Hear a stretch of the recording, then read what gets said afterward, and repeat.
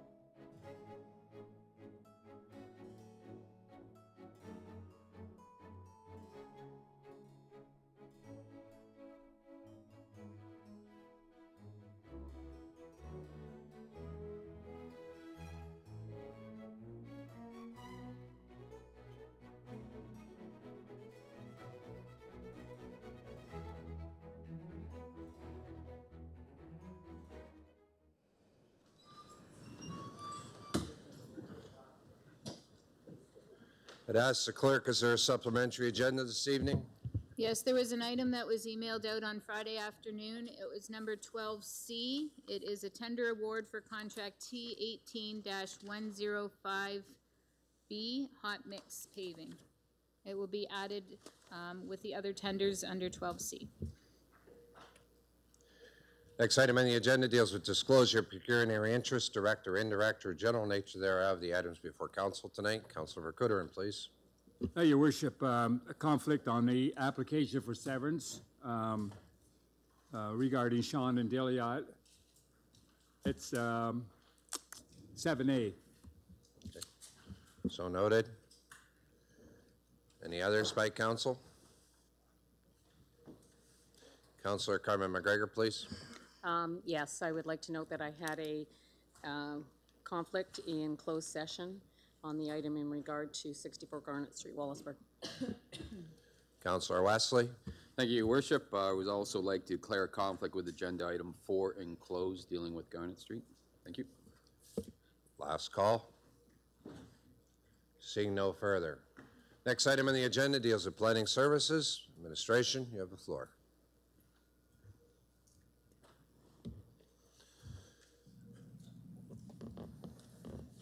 Planning meeting process.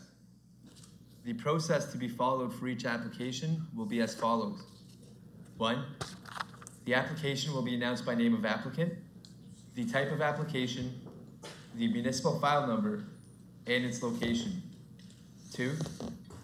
The mayor will ask if there is anyone present other than the applicant or his or her agent with an interest in the application, and to indicate so by raising their hand.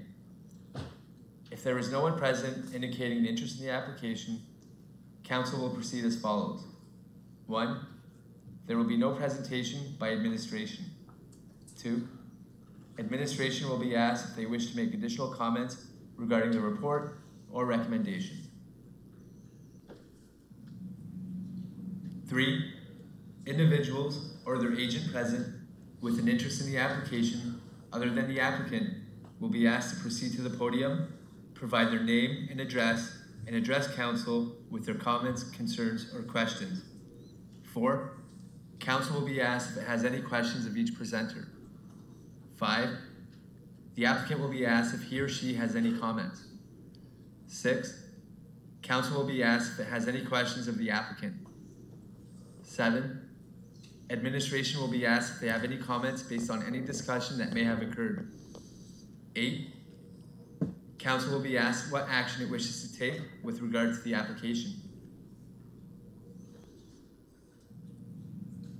Notice, if any person or public body that files an appeal of a decision of council in respect of the proposed applications does not make oral or written submissions to the municipal clerk of the corporation of the municipality of Chatham-Kent before the proposal is approved, they are not entitled to appeal the decision to the local planning appeal tribunal unless, in the opinion of the tribunal, there are reasonable grounds to add the person or public body as a party to the appeal.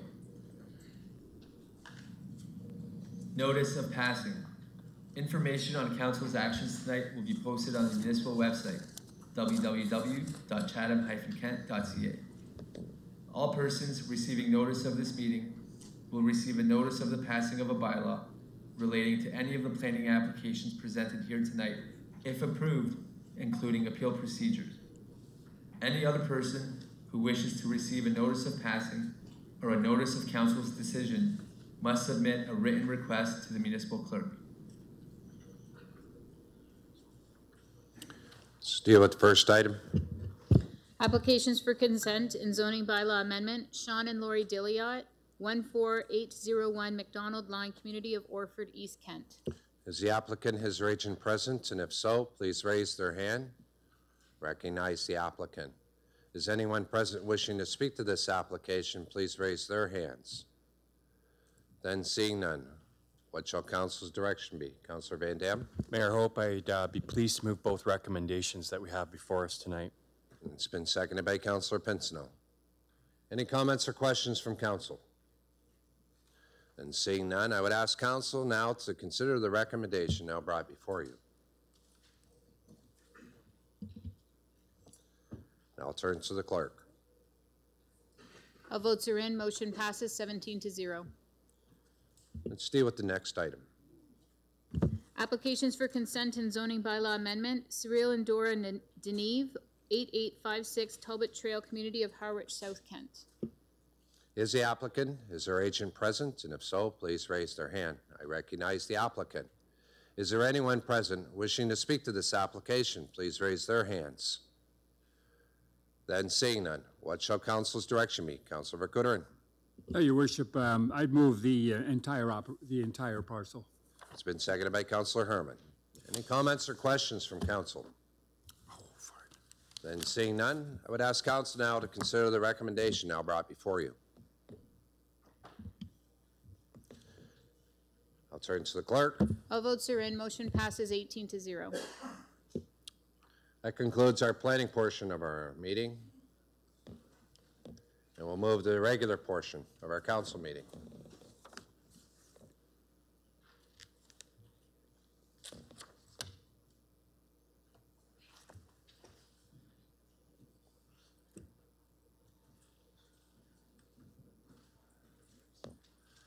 First item on the agenda deals with an offer to purchase.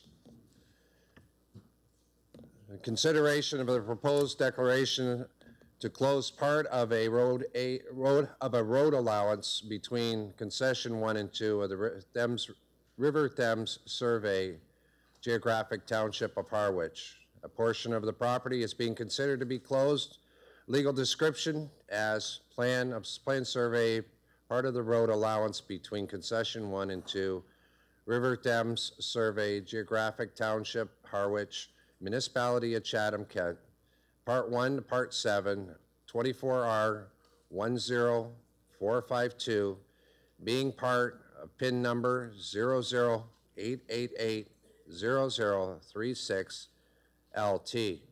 On August the 1st, 2nd, and 8th, and 9th of 2018, a notice of intent to close a portion of the above noted road was published in the Chatham Voice, the Thamesville Herald newspaper, and in the beginning of July 30th, 2018, a notice was published on the municipal website. I now will invite any person wishing to be heard in regards to in this regard, approach the podium and give their reasons why their lands will be adversely affected or their objection to having this declaration to close this portion of the road allowance. Is there anybody wishing to speak on it? Then seeing none. Council, I have a recommendation that now sits before you. Councilor Herman. So moved. Councilor Herman moves. Councilor Thompson seconds. Any comments or questions from council? Then seeing none, I would ask council now to consider the recommendation now brought before you.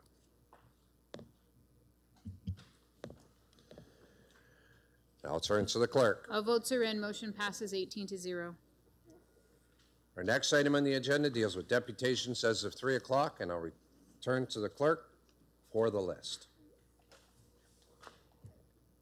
Thank you, Mayor Hope. We have 5 deputations this evening. My understanding is that one is caught on the 401, but expected to be here by 6:15, so we'll be mindful and keep moving along here.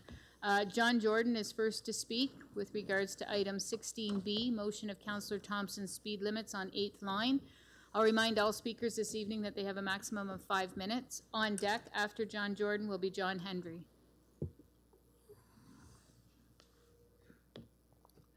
Worship and members of council. Thank you very much. Did you need that on? So I'm addressing you tonight regarding this motion, as just mentioned from our Councillor Trevor Thompson. I reside on the 8th line, Bloomfield Road, close by, and the noise level in that particular area is getting to be quite intolerable. And that's why I called on our Councillor Thompson to ask him what he had for solutions to our problem. And it has a lot to do with accelerating and decelerating vehicles. I don't have a radar to indicate how fast they're going, but my goodness, when it comes time to get stopped or to make the turn at the Bloomfield Road, we certainly hear them. We did a little research. We found out that the use of engine braking is probably non-enforceable and that that's not a solution. Councillor Thompson suggested that we pursue the speed zone down to the 60 kilometer an hour at least to bring the noise levels down. I did a little research on my own by, you just dial up for an app and you put it on your smartphone and you have your own DB apparatus right there on your smartphone. And just to give you an indication, and these are approximate ideas, and I think most of us realize that anything over 90 is considered dangerous. If you've ever been in an industrial situation or farming, 90 constantly is a health hazard. A car going by at the big house we call Jordan House is about 55 dB. Harley Davidson, about an 85 dB. Now this is not scientific, trust me, it's not scientific, but it gives you an indication of the noise levels we're talking about. But an 18-wheeler going by will be an excessive 90, and when he throws on the Jake brakes, they go to 95. Now that's on a smartphone, that's not scientific, so don't hold me to it, but I know it's conversation stopping when we sit on the veranda with Councillor Thompson when we had a cup of tea. It is very noisy. So I really encourage you, ladies and gentlemen, to consider favorably to the motion that Councillor Thompson is putting forward tonight. Thank you very much. Thank you. Next speaker.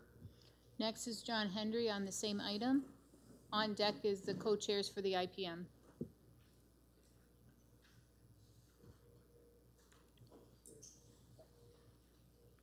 Who are you calling? Not here.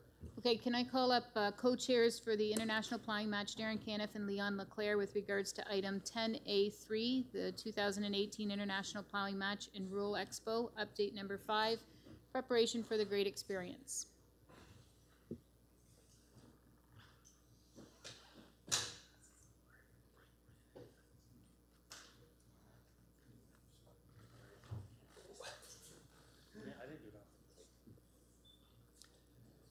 Yeah, we just wanted to get up and highlight something. We're pretty excited tonight to stand up as a committee from the IPM. 5 years ago, council decided to support the IPM and gave it $100,000 as cash flow. So for the last 5 years, it's been funded $20,000 a year out of the budget to provide cash flow. So we've received $20,000 for the first 3 years, and back about 3 or 4 months ago, we said we don't need more money. So we stopped it at $60,000. So the municipality had loaned $60,000 to the IPM. Tonight, we stand before you, paying back the other $60,000 well ahead of time. We were scheduled to pay it sometime after the IPM. Thanks to the tremendous volunteers we have, thanks to all the wonderful things that are going on, we're able to pay this back well in advance of that.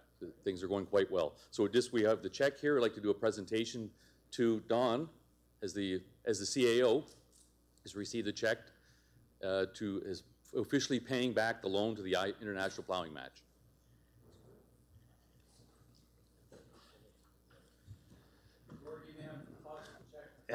I hope you can handle that, Don. And a shout out, we want the volunteers out here too. All the volunteers, Jordan. You know, there's a lot of talk sometimes about the rural-urban divide. Let me tell you, this committee is squashing that totally. If it wasn't for all of the support here with our volunteers, this thing would not be had. You know, there's a saying out there, it takes a village to raise a child. The 23 communities will make this event a success. So I'd like to congratulate all the volunteers, the chairs, and council for supporting this project. And we're going to have a fantastic event here in about 4 weeks. Thank you. Yeah, I'll get it.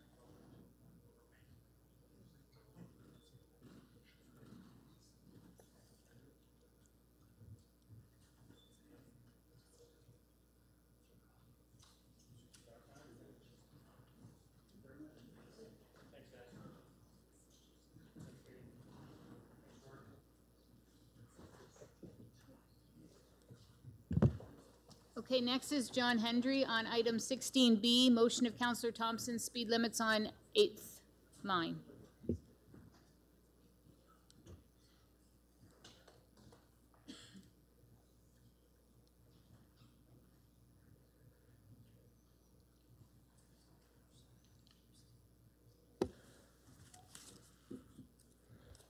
Just take a few minutes. I noticed she just walked in, so just take a few minutes. Mr. Mayor and Council, my name is John Hendry. I reside at 22100 Bloomfield Road by the notorious 8th and Bloomfield interchange, right next to the big church, Wesley Church. I was born on that corner and raised on that corner, and I'm not going to tell you how many years ago, but anyhow, we've been lately subjected to a very high volume of traffic, which leads to noise, speeding, and engine braking. I know that's not a good subject. A few years back, maybe a couple, I guess, council in their wise decision with the MTO decided to widen both the north and south interchanges to the Bloomfield and the 8th, and this was in order to accommodate the garbage trucks, because the 401 overpass was out. And they made that the designated detour route. That was a big problem to begin with.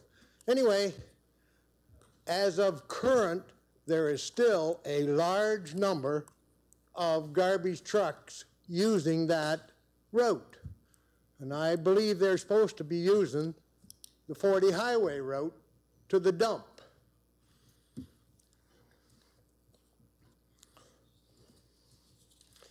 Okay.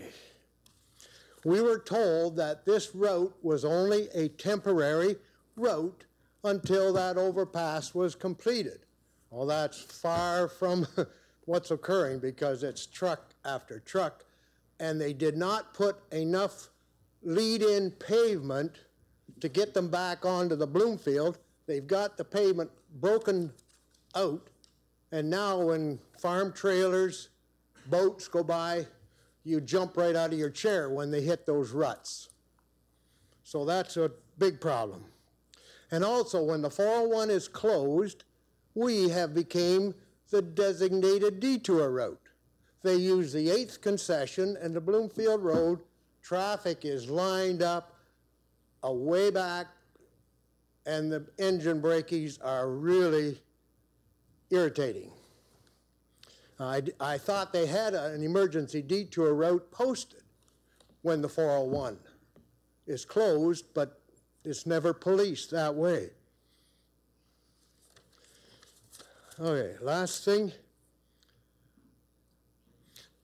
If they're thinking of speed limit signs, because I understand council is not in agreement with no engine braking signs, if we could put a speed limit sign down by our notorious windmill, that noisy one down the Bloomfield, put it in there so they get slowed down. So put the engine braking down there instead of right in front of my driveway. So maybe this could be policed somehow, and thank you very much. Next speaker. So the last was a duo, Philip Mock and Benjamin Nagel, with regards to 2 reports. Are both present now?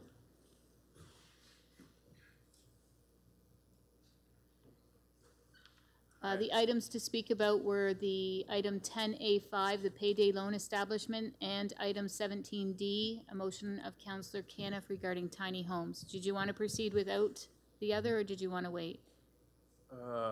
I could proceed without them. Thank you, Mr. Mayor, councilors, for the opportunity to speak with you tonight. My name is Benjamin Nagel, and I am a member of the Lived Experience Advisory Group.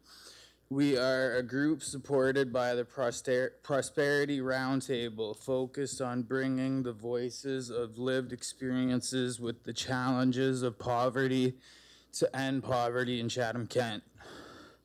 I wanted to tell you a little bit about myself and why I believe that Councillor Caniff's motion is important. I am currently on ODSP and living in Chatham. My apartment is in a basement with no windows. I have one working light and a shower that I have to bend over in it to use. I used to be addicted to opiates, and I'm now clean and in a good place. However, a lot of people living in my building are addicts, and it's tough living in this environment. It's not a safe environment for me to live in when I'm trying to stay clean. I have chronic ankle injury that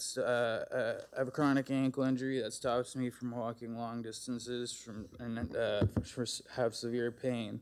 I feel isolated at times, and it really affects my mental health. I've tried to move, but my worker explains to me there's very little other options that are affordable at this time. I've applied to RGI housing, but I'm still on the list. I try to keep my support network close, but it's too hard for me because of my neighbors. I pay $450 a month for rent, plus having an additional $40 for an air conditioner in the summer months. This is an example of affordable housing in Chatham-Kent. When I heard the councillor's Caniff's motion, I got excited because it meant I had a chance to own my own place. One day I would jump at the chance to rent to own a small house. It would give me a fresh start, a new environment that I could control. It would be incredible because it would be affordable and clean. People with disabilities deserve to have their own place and live in a safe environment that will support them and not bring them down. It would also give me an opportunity to start saving money. I try to save as much as I can, but it's hard on ODSP. I also have a dog, so my yard, where my dog could play would be perfect for her. Having a home, an affordable home, would help me start the future I want for myself right now. I don't have that chance at times. Thank you for listening to my story. I ask that you vote yes to the councillors Darren Caniff's motion tonight and help create more decent, affordable housing options in Chatham-Kent. Thank you. And one last call. Is Philip Mock here? Not yet. Our next item on the agenda deals with the consent agenda.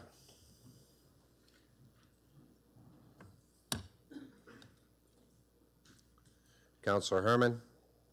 I'll move the consent agenda. It's been moved by Councillor Herman, seconded by Councillor Kuderin, and he's entering the items of interest. Councillor Solomon. Thank you, Worship. Item 10A6 and 10A7.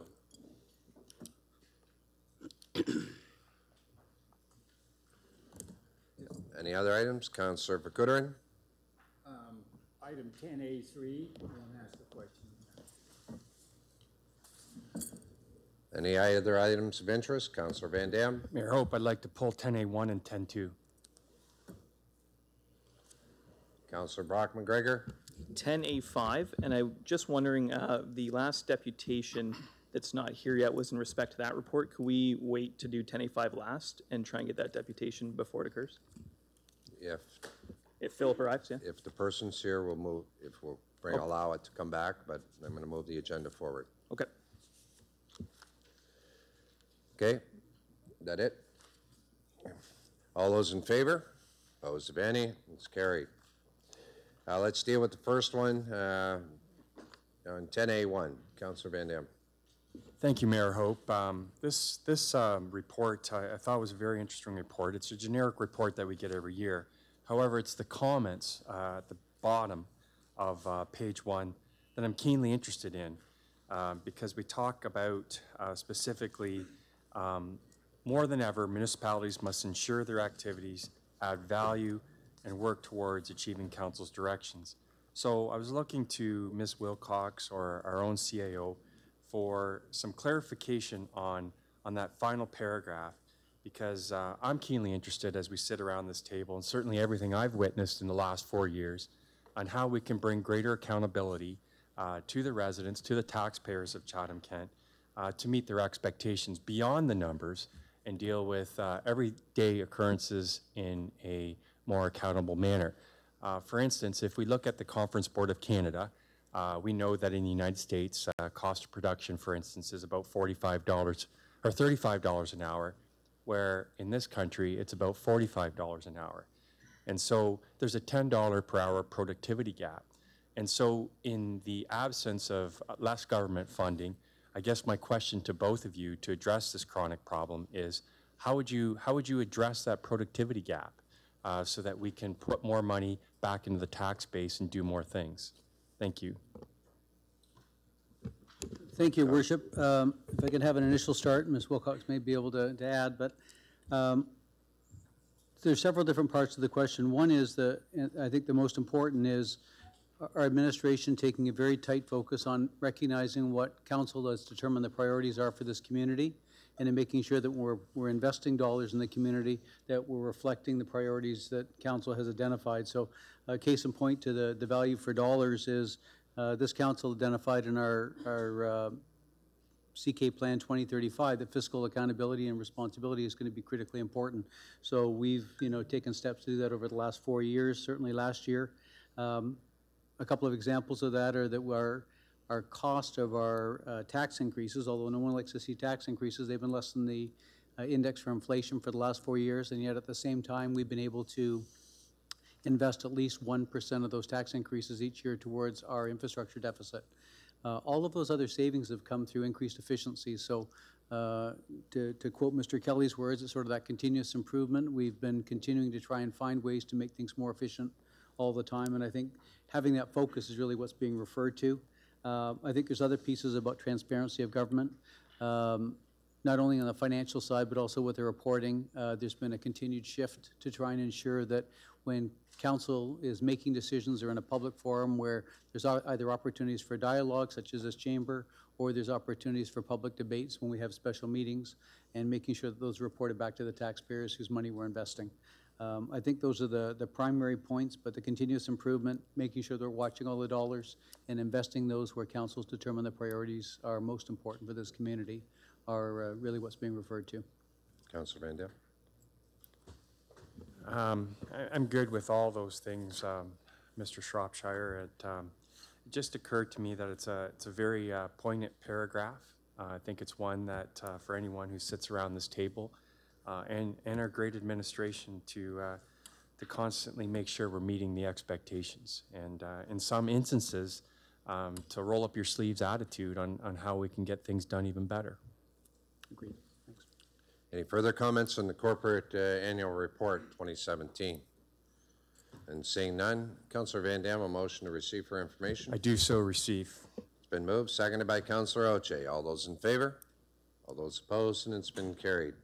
Our next item is A2, 2017, use of contract personal services. Councillor Van Dam. Yeah, so with this report, Mayor Hope, I just wanted to bring out to everyone's attention, especially for all those candidates sitting with us tonight that want to be a part of this process, this is a very big number, and I'm not knocking administration for steering council down this road when it's needed, and I'm certainly not knocking consultants, but $5 million is about 1.7% of the budget. And so that's a big number because it equates to nearly what we spend annually on road resurfacing.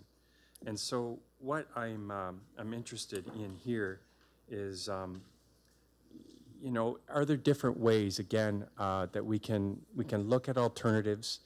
Can we approach farmers? Can we approach our own experts on staff to reduce the use of consultants where it may not be needed? Thank you, Worship. I can start with that. All of our services are looked at on a regular basis. We've done service reviews. We do ongoing review of our services.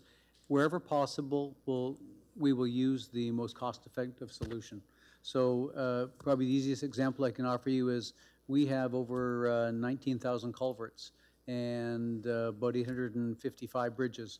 For some of those larger bridges, we can't afford to maintain the professional engineering staff that would be required to do a redesign of a major bridge. So something like the work that's going on in Thamesville right now, that's the sort of thing that we'd have to hire a specialist in the area. That's very different than, say, the 19,000 culverts where Mr. Kelly's team were doing the majority of that type of design work themselves. So in both cases, they're designing something that looks like a bridge, but we choose the area where we can actually get the most cost-effective solution. And in some cases, it is contracted staff. We just couldn't keep someone busy with that large bridge expertise. There's just not enough work to be done. So I'm not sure how much more detail you'd like us to go into, but that's an example of where we try and choose cost-effective solutions. And sometimes it's better to do contracted. Sometimes it's better to have the in-house expertise. It depends on the project. Further comments? Just, you know, just to keep your thumb on it, because it's up $800,000 over last year, as you know. And with the way our infrastructure is going and with the specialty projects, as you mentioned, with Thamesville's Bridge being $8 million expenditure, I mean, those are must-dos. I know there have been instances in the past where we could have done things a little bit different, and I think that it would be wise to kick the can and look at things differently. But other than that, again, not knocking the choice to go with consultants, but I think it's one that we're going to have to realize isn't going to go away. It's only going to get worse. So thank you for that. Further comments on the item? Seeing none. Councillor Van Dam, a motion to receive? I do so move. It's been moved, seconded by Councillor Oche. All those in favor? Opposed, if any, and it's carried. Next item is 10A3, dealing with the 2018 International Flying Match. Councillor Bakutter, please. Yes, Your Worship. It was just a quick question. I was going through the report, and I was wondering if any way you would have a press day coming up at all. Because I've been to a lot of matches, and I don't see it in the report anywhere, and I thought, I wonder if they're going to have like a press day about 2 weeks before the match or 3 weeks before the match. I've been to a lot of them, so they all have it, so I just wondered if it was going to happen here. I'll turn to Councillor Leclerc. Thank you, through you, Mayor Hope. Thank you for your question, Councillor. This Thursday from 9:30 to 10:30, Hydro One is going to have a presentation on what they're doing, and it's a media event for Hydro One, you know, telling the community what's going on. And then September 5th from 11:30 to 1 o'clock at the site, that's our media day. That'll be the media event. Appreciate that. It wasn't in the report. I just wondered. Thanks. Thank you, Your Worship. Thank you. No further comments. Councillor Bakutter, a motion to receive for information. So moved, seconded by Councillor Pinsino. All those in favor? Opposed, if any, and it's carried. Next item on the agenda, payday loan establishments. 4, Habitat for Humanity, Brock. Brock, did you bring Habitat up? That's going to be delayed. 10A5 I pulled, yeah. Yes, okay. Yes. Philip Mock, are you here now? We'd like to welcome you to the podium to do your 5-minute deputation on payday loans.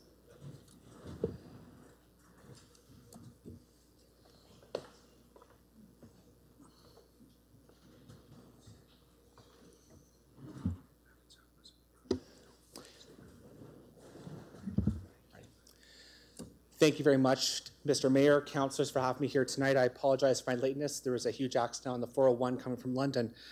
I just wanted to say my name is Philip Mock. I'm from the Chatham-Kent Prosperity Roundtable. We're a local initiative tasked with working collaboratively with all sectors to eliminate poverty in Chatham-Kent. Tonight I'm here to speak with you about Councillor Brock McGregor's motion to amend current bylaws to protect consumers from predatory practices of payday lenders. Payday lenders are a last resort for many. These cash loans can be important for many individuals and families accessing them and act as a buffer until the next paycheck. Many individuals and families I've worked with use payday lenders, especially to access funds to pay bills, rent, and other necessities that would not have been covered by their OW, ODSP, or paycheck. However, while payday lenders helped with the rent, paying bills, and purchasing necessities, I also witnessed many individuals who I've worked with having to enter into overdraft to cover the payments of their loans and have to take a larger loan to cover the overdraft and have money for the remainder of the month.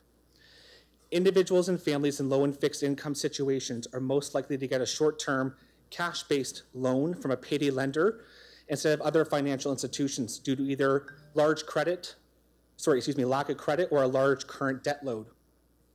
In Ontario, the maximum interest rate charged on a $100 loan by a payday lender is 15%. That means if I take out $100, $15 is added on as interest. Most loans are between 2 and 4 weeks. Through loopholes in legislation, payday lenders express interest rates on their short-term loans based on the total amount of time the loan is for. For example, a 2-week loan of $100 would have interest rate of 15%. This makes it appear similar or less than credit card interest rates, which usually hit between 19 to 23%. However, credit card rates are expressed as annual rates. If we were to express payday lender interest rates annually, they would approximate 390% interest. In the long term, this practice does not allow fixed and low income individuals and families to ever leave this cycle. It perpetuates an existence of extreme poverty, where loans help to bar people from accessing opportunities that would have allowed them to thrive and prosper if they weren't burdened with these loans. This is how payday lenders work. A study commissioned by the Canadian Payday Loan Association states that on average, payday lenders provide 15 repeat or rollover loans for each first-time loan they provide until a steady customer base is developed. Clearly, and I quote, "The long-run survival of a payday loan operator will depend on achieving a steady, repeat customer business." This is what I speak of when I mention predatory practices. This does not add to the economic landscape of Chatham-Kent. In fact, this inhibits our growth and prosperity as a municipality. The more debt per capita we have in our municipality, the greater the chance we are not prospering as a community. The more people in extreme debt, the less money they have to spend in our community, which means local businesses are not seeing the benefits of incurred debt. I want to make it clear that we are not here today to financially penalize this sector.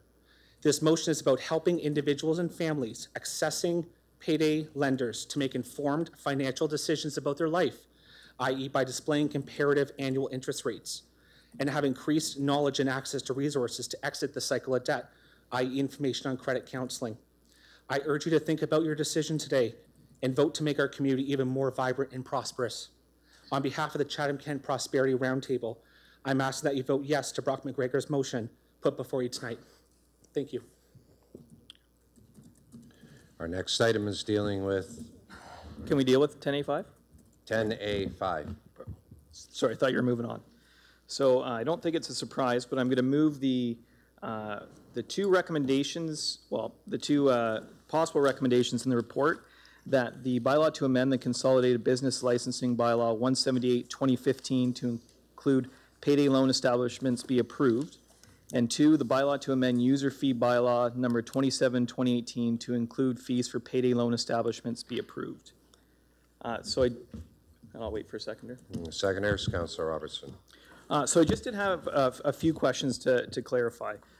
So I think maybe this question through you is to Mr. Norton.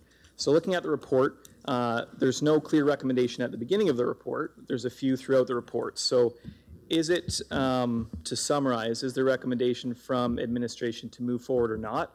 Or is this just a report that provides information for us to then make a recommendation? Right, so, Mr. Mayor, this report was discussed quite extensively by several different staff members, including junior staff members and more senior staff members, and there is disagreement among staff about what we should do. So what we decided to do was prepare a report in this instance that I hope fairly outlines both sides of the argument and then brings it back in front of council for a decision. So council or administration, I guess, in this case, is taking a neutral position. We did follow council's direction and prepare the bylaw as council directed us. So it's ready to go, but we wanted the public and council to have both sides of the debate presented rather than just one side. Okay, thank you. And as the report states in the beginning, was anyone assigned to each side, or was that conclusions that came from those individuals that worked on the report? No, Mr. Mayor, I don't believe that that's how it was. I think that was misstated in the report, and I would characterize it as having simply asked different staff members to present their views and perspectives on the report. They certainly weren't told what they had to write or that they had to stick to a certain point of view. Okay, appreciate that. Did have a few questions for Stuart McFadden from Economic Development, if I can ask those through the Mayor.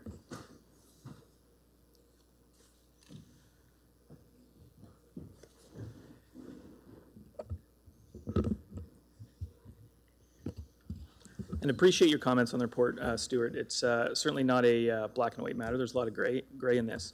But I did just want to get a few clarifications. So from an economic development standpoint, if we enact these bylaws tomorrow, are we expecting anyone to close up shop, any job loss? Thank you, Mayor Hope. No. Okay. And in your opinion, any company, manufacturer, commercial entity that's looking to do business in Chatham-Kent, would they be put off because there's not enough payday lenders here? Thank you, Mayor Hope. No. Okay.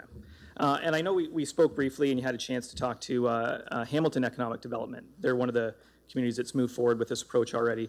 Just wondered if you could comment on feedback from Hamilton's experience. Thank you, Mayor Hope. I did reach out to my colleague in Hamilton. He made it clear to me the fact that the initiative they took forward in Hamilton Economic Development was not involved with. So I was quite happy that we actually had an opportunity to be a part of this debate. I asked them whether or not they were working with any companies that brought this forward, that they had any major challenges or comments were being made that was working towards the city of Hamilton that might have inspired this, and his comment to me was no. It was an initiative, it was a grassroots initiative to come forward, and Employment Social Services brought it forward and went through council. All right, thanks. And again, thank you for your work on the report. Certainly, there's lots of information out there, and it's there is two sides to every story, and appreciate your work on that. I did, in follow-up, Mayor Hope, have some questions for Mary Alice, if she can come up.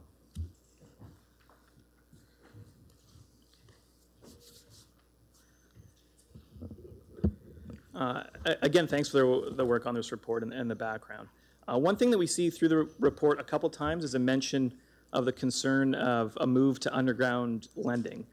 So I know that's a position that's been put forward by the association that advocates for payday lenders. They've said that, if they're restricted, if they move away, that opens up market space for underground payday lenders. So understanding that right now we have a number of payday lenders in the community, and that number would likely stay the same after this bylaw, do we currently have any issues with underground lending that you're aware of through your exposure to clients? Through Mayor Hope to Councillor McGregor, we have not seen any issues with underground. It doesn't mean it doesn't exist, but in the Employment Social Service Office, we haven't come across it. No one self-declared that to be an issue. Okay. And in your estimation, what is the draw towards payday lending, particularly for individuals that are in fixed income, low income, OW, ODSP receipt? Sure. From the feedback that we've received from people and through the surveys that we've seen online, the majority is convenience and accessibility. So it's something quick and easy to be able to access. So that's our experience that we've seen. Okay, thank you. And that's all my questions, but I do just have a couple of comments. But thank you very much for your work. I think when we look at this, it's important to understand scope. So we're not asking every payday lender to close tomorrow. We're looking for a moderate approach to regulate their growth. and to stop their growth, frankly. I think that we can agree in this community that we'd rather not see one of these payday lenders beside the casino. We know the reason that these open where they do. One of them opened up on Grand Ave, beside where people receive social assistance. They advertise in the bus shelter there. We know who they're preying on. We know who they're trying to get as their customers. So we're not saying that people shouldn't be able to access this service. What we're saying is we're trying to restrict where they are. We're trying to do that as part of economic benefit for our community. And we can look at the report and we look at the numbers. The main use of this is based off convenience. And we know that an overwhelming percent of people that use these can access credit in other ways. So up to 73% could get credit in another venue. And over half of people that access it don't know that it's a bad deal.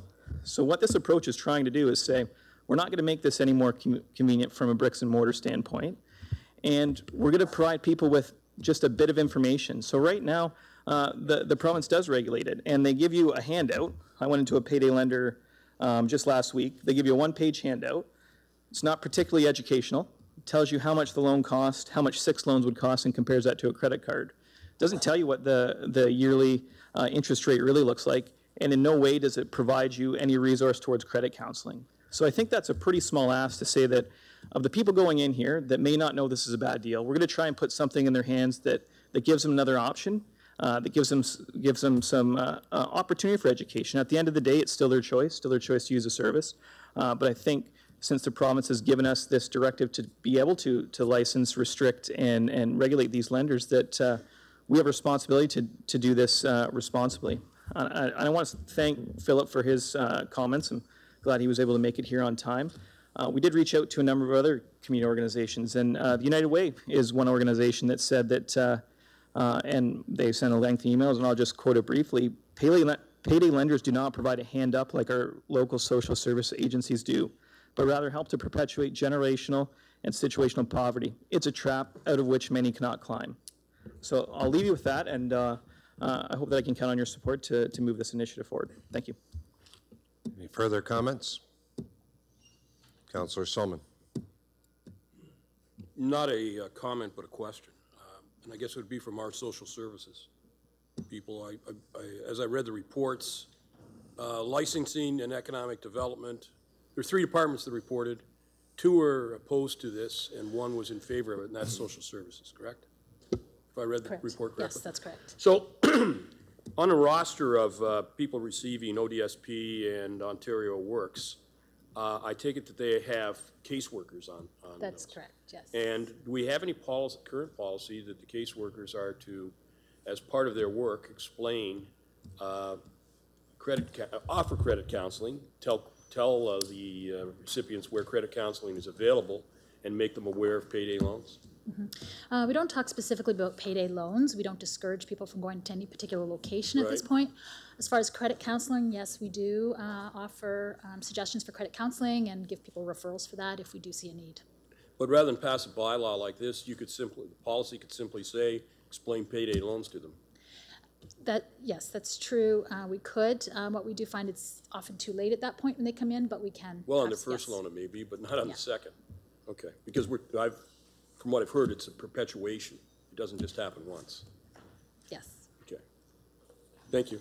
Any further comments or questions? Councillor Pincinel, please. Thank you, Worship. I agree with most of this. I think the section where we're the number of licenses and the restrictions we're putting on that, I kind of have a problem with. And like we're taking free enterprise totally out of it.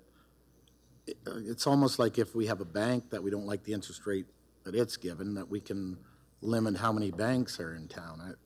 That part of it I have a problem, and I totally understand Councillor McGregor's intent here. I just have a problem with that part of this bylaw, and I don't know how that can be changed on the fly, but like for instance, the 6 payday loan establishments, okay. So you're restricting free enterprise there, and no new ones shall be located in the municipality. That's dictating again, and then council decides whether one can be moved to a different premise or not. I just find that heavy-handed. That's all. And short of that, I agree with the bylaw other than that part of it. And that can't be changed on the fly. Just for that reason, I can't support this. Further comments? I do have a few comments which I wish to make. Flashbacks are coming in. Do you have a comment, Councillor Robertson, you wish to make? No, do you wish to comment on this? Okay. Well, I'm going to be the last speaker, and I'll go back to the last one, so if you wish. It's fine. I'm going to talk about the issue that is brought before us, because I remember when I was actually leading the Ontario Coalition for Social Justice dealing with this issue. This wasn't the only issue, payday lending. It was also credit card issues. It was a number of gimmicks that were out there. I heard the word predator, and I actually probably used that in a few of my own speeches at one time. When I look at the responsibilities that we have as a local government under licensing comments, what we try to do is stay very specific to fire, building, health inspections, things that we need to do. But establishment of businesses need to have some types of freedoms. Those freedoms are regulated by the province of Ontario. And when we talk about the issue of payday lenders and dealing with lending of money, it should be a regulatory environment that is governed by the province of Ontario, because they have the more authority as to implementing and make sure their standard information. We talk about people that are vulnerable moving from community to community. There has to be a consistency of making sure that the information that is being provided is portable from one area to the other. So it's a constant flow of information. When I look at the motions that we're bringing forward, we're talking about the amount of establishments, the free enterprise that I've heard. I mean, they do employ people. There is property taxes that are paid. We seem to be focusing on persons on social services. And I'm also going to focus on persons that are just making ends meet. Because when I look at this, I have to ask myself the same question. 0% interest for 3 years. Don't pay a cent for 3 years. Borrow money and don't need to borrow money, or get your car. Bad credit, don't worry, we'll get you a car. And even when it come to, and back in then, at that time, it was only $1 million expenditure that the province had dealing with credit counseling and making sure persons get credit counseling. So I think this is more of an issue that isn't just facing our own community. I think it needs to be a standard process that is established in the province of Ontario, making sure that these things that they're talking about, where it takes, whether it's in, we hear people getting victims of going door-to-door salesmen and taking them, victimization of those individuals. We see the scams that are going on, the email systems and everything else. I mean, how much personal control do we have? And I get what you're trying to do, is if we limit the amount of availability that is here, then it will mitigate. And I may beg to differ if it really will, because I've seen our large urban centers have a steady flow of them. And I also looked at the client bases that come into them. I think Councillor Solomon touched on a good point, is that we've got to do our part to educate those in the areas that we have direct conversation or direct communication with. But there's a larger public that's out there. When I look at the credit card industry, I kind of go, wow. I mean, the credit card industry sent you one in the mail and said, just dial this number and sign in and you got $5,000 on a credit card. I mean, what a payday that'll be. They don't tell you that you got to eventually pay that back, and they do all the good stuff. So, Councillor, I respect what you're saying.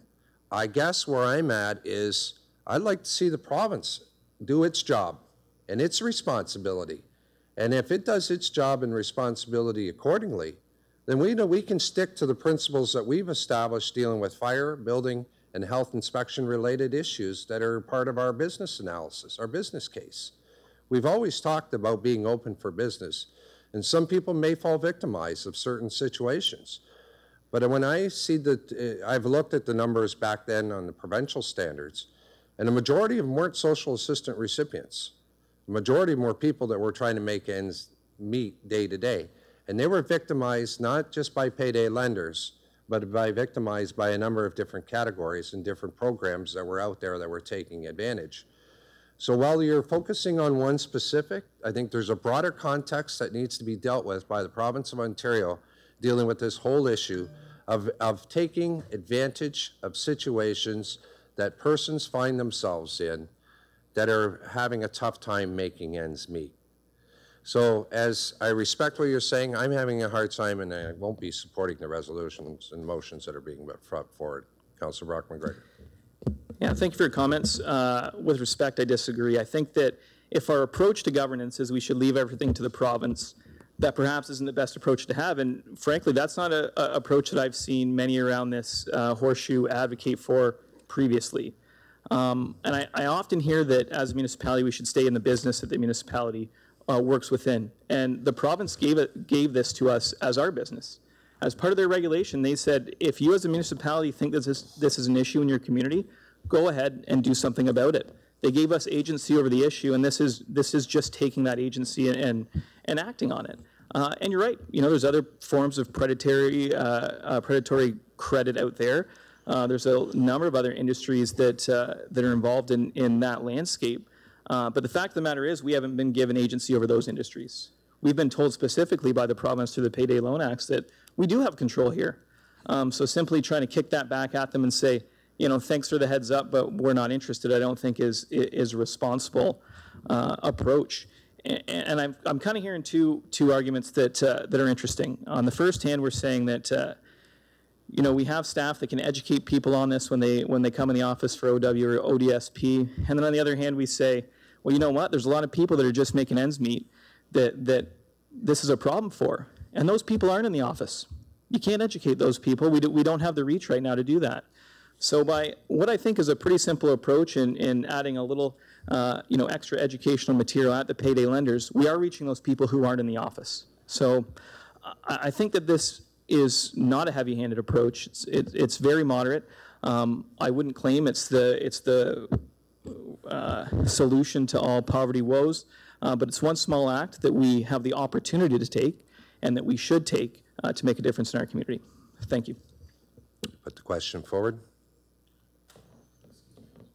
Mayor, could we separate 1 and 2? That's what you wish. That is what I wish. As long as it's what you wish, because you're the guy. They're related, aren't they? Would you please? Just to clarify, if you pass number 1 as the motion for passing the business license, there's a fee associated with it. So it's amending the user fee bylaw to allow to charge for that fee. So just to let you know, they do kind of go hand in hand. They coexist. So we can't, oh, sorry, I was sort of reading the first one was more of the limiting of the amount of licenses, and the second one was the user fee. But they're separate bylaws, but they... So just to be clear, the first one outlines the regulations required for a payday loan establishment, and the second one is the fee that will be charged for that type of license. So if you turn down number 1, there would be no fee for number 2. Because there would be no license, right? Okay, sure. Okay, thanks, I get it. Ask council now to consider the no motion before you.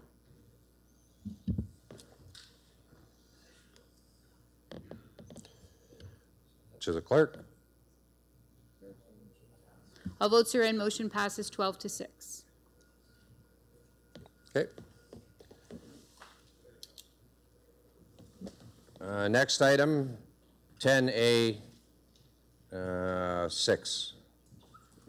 Councillor Solomon. Thank you, Your Worship. I have a much less controversial item on the agenda here. Quite some time ago, I guess maybe our last council meeting, I asked for a report with respect to the 2018 Penny's Grand Slam of Curling event that is going to be in Chatham on the 26th of starting on the 26th of September. So I asked for this report, and we've heard a lot about one of the great events that are coming to Chatham-Kent in September this year. But this is the second one, and I think it deserves some publicity too, because I asked for the report for 2 purposes. One is the financial, because I believe that the public should know what we've spent to date, and I'm going to ask for the response to that. And the second is that I think this is a great television promotional opportunity for Chatham-Kent.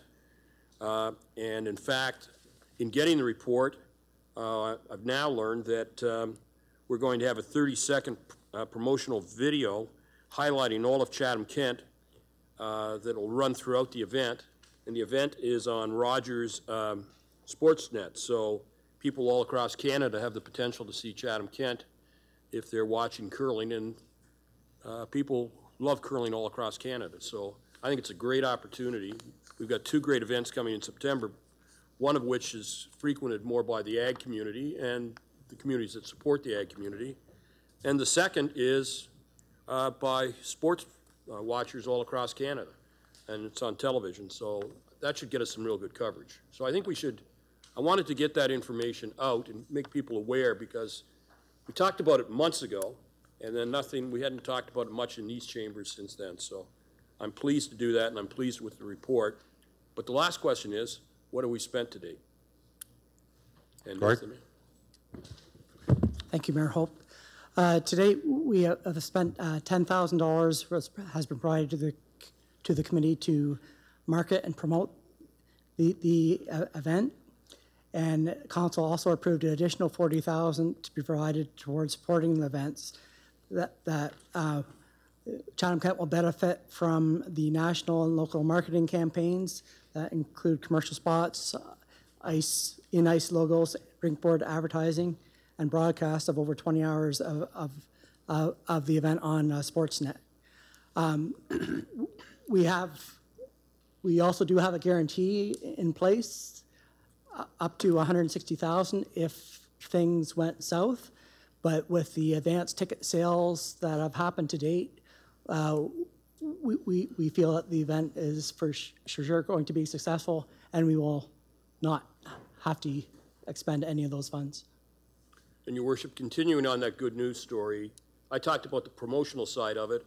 I'm happy at the expenditure, financial side. I'm really happy about that, as that is always a big concern to me. But the last is, what we didn't talk about is curlers and curling fans from all over will be coming into Chatham-Kent and staying in accommodations here.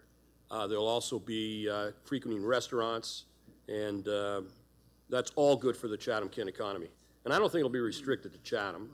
I think we just happen to have the arena here that they're using. So that's all I wanted to say about it. It's nice to have good news stories every now and then.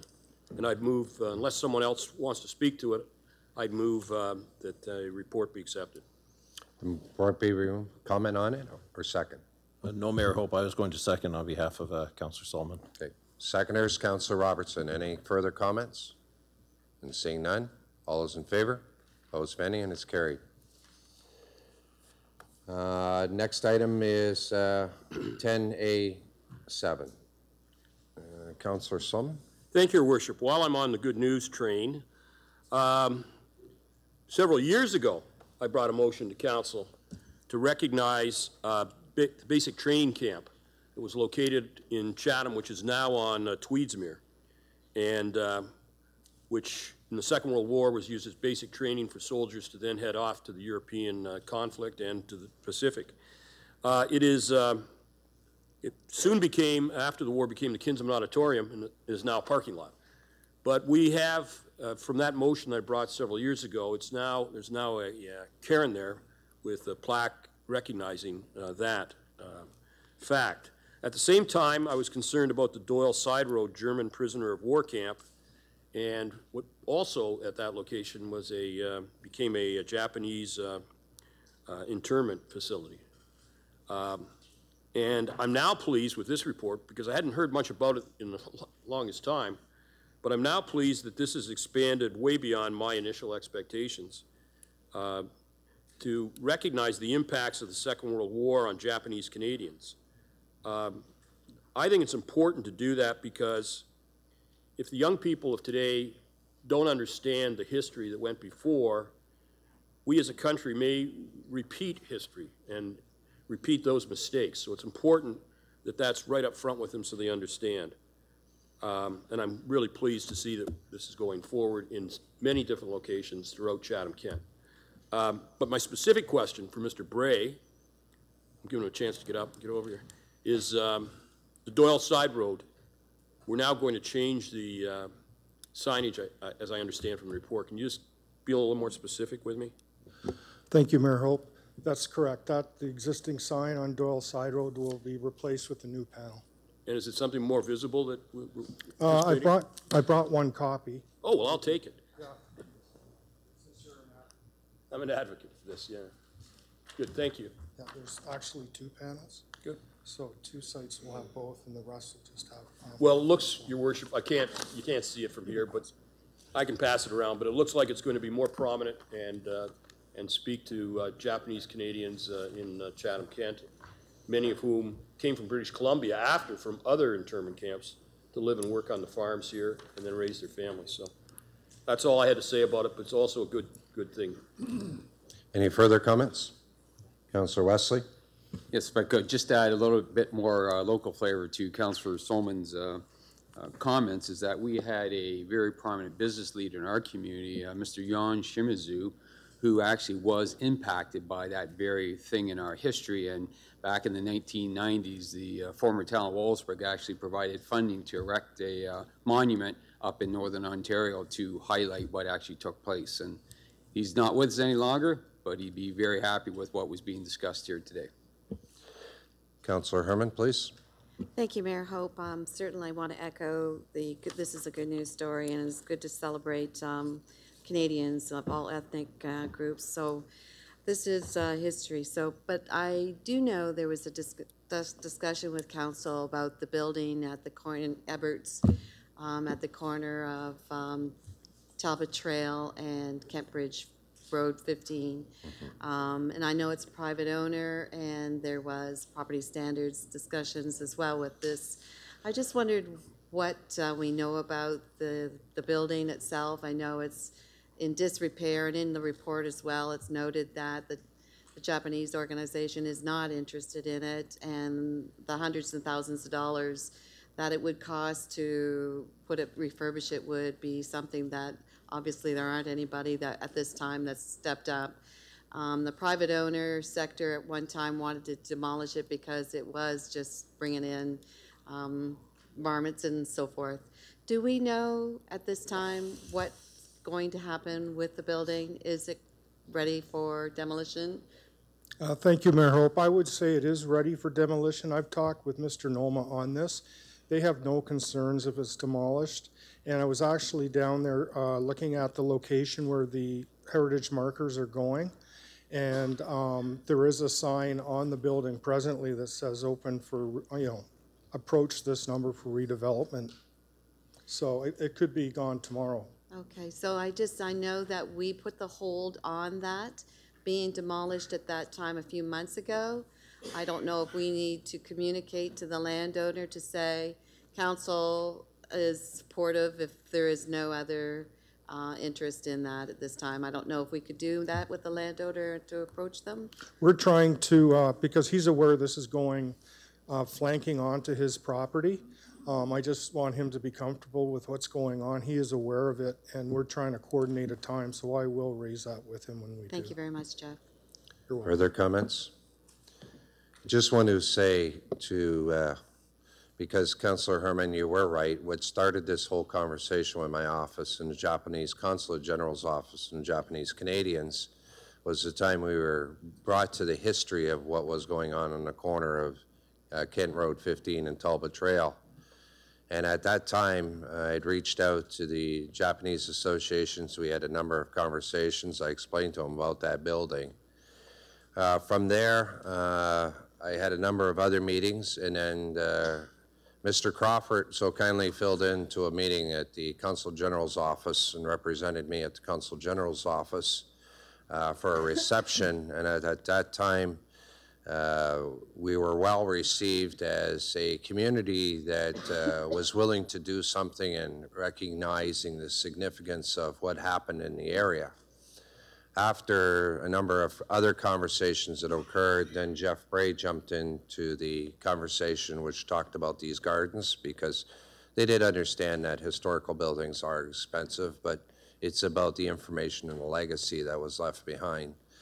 So I want to say special thanks to Mr. Crawford, who carried on after I began a conversation with the Canadian-Japanese Association and the embassy there, and then also for Jeff to work with the group to bring this all into reality.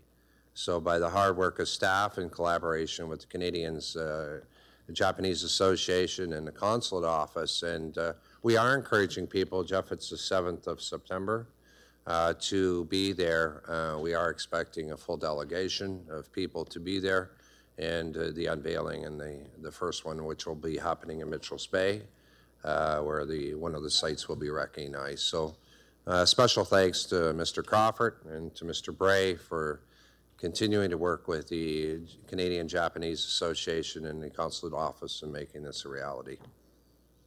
Seeing no further, I have a mover, a seconder. All those in favor of receiving? All those opposed? It's carried. Our next item on the agenda deals with notice of motions. Councillor Bondi, please. Thank you, Mayor Hope. I, Councillor Michael Bondi, hereby provide notice that I will bring forward the following motion at the September 10th, 2018 council meeting for discussion and voting. That council direct administration to permanently extend the seniors bus pass at the current rate of $210 annually. Administration will also create a system where participants can pay for the service through a monthly pre-authorized payment plan. The current program is scheduled to end at the end of this calendar year. Thank you. Thank you.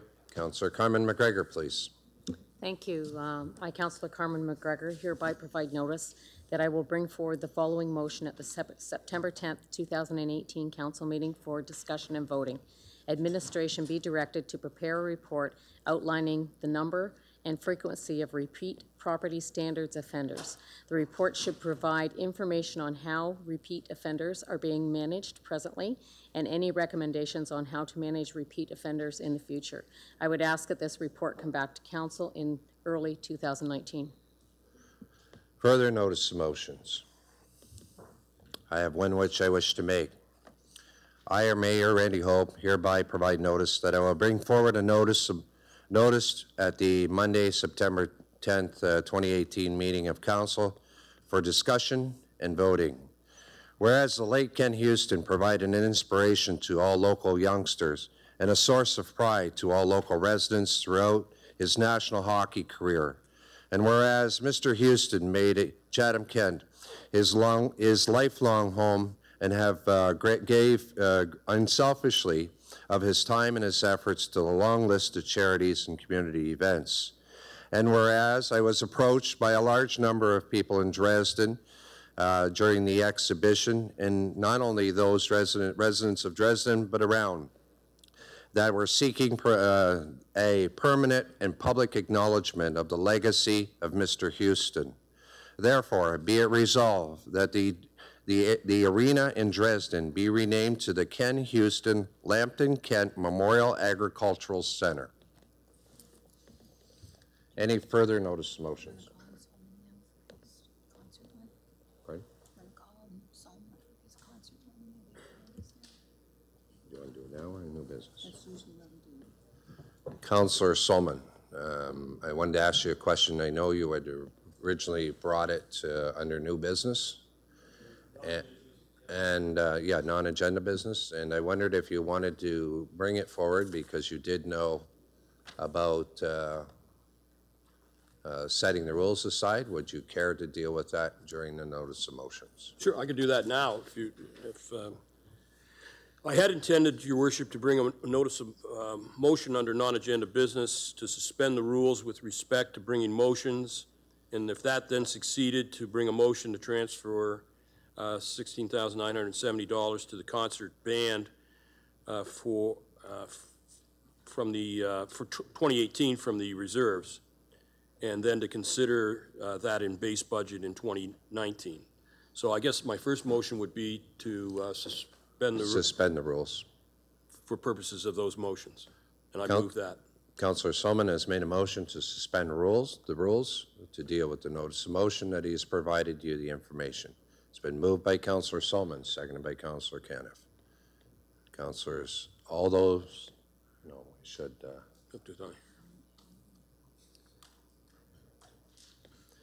A notice of motion to suspend rules, as soon as Meredith gets it up.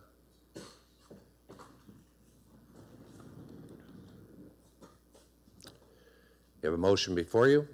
I ask council now to consider. And to the clerk.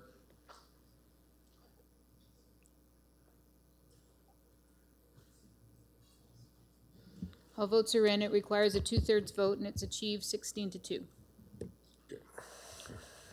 Thank you. Councillor Solomon, you have the floor.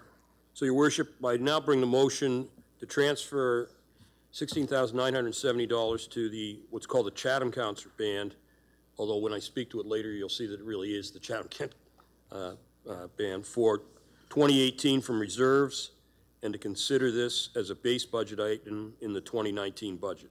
It's been moved by Councillor Solomon, seconded by Councillor Gooderin. If I might speak to it just briefly. Yes. This band has been in place for 91 years, and it's been supported by the municipality for as long as I can remember. It plays free in Tecumseh Park every Wednesday evening in the summer. Crowds come out, depending on which style of music they're playing which night. It can range from 300 to 600, depending on what they're playing.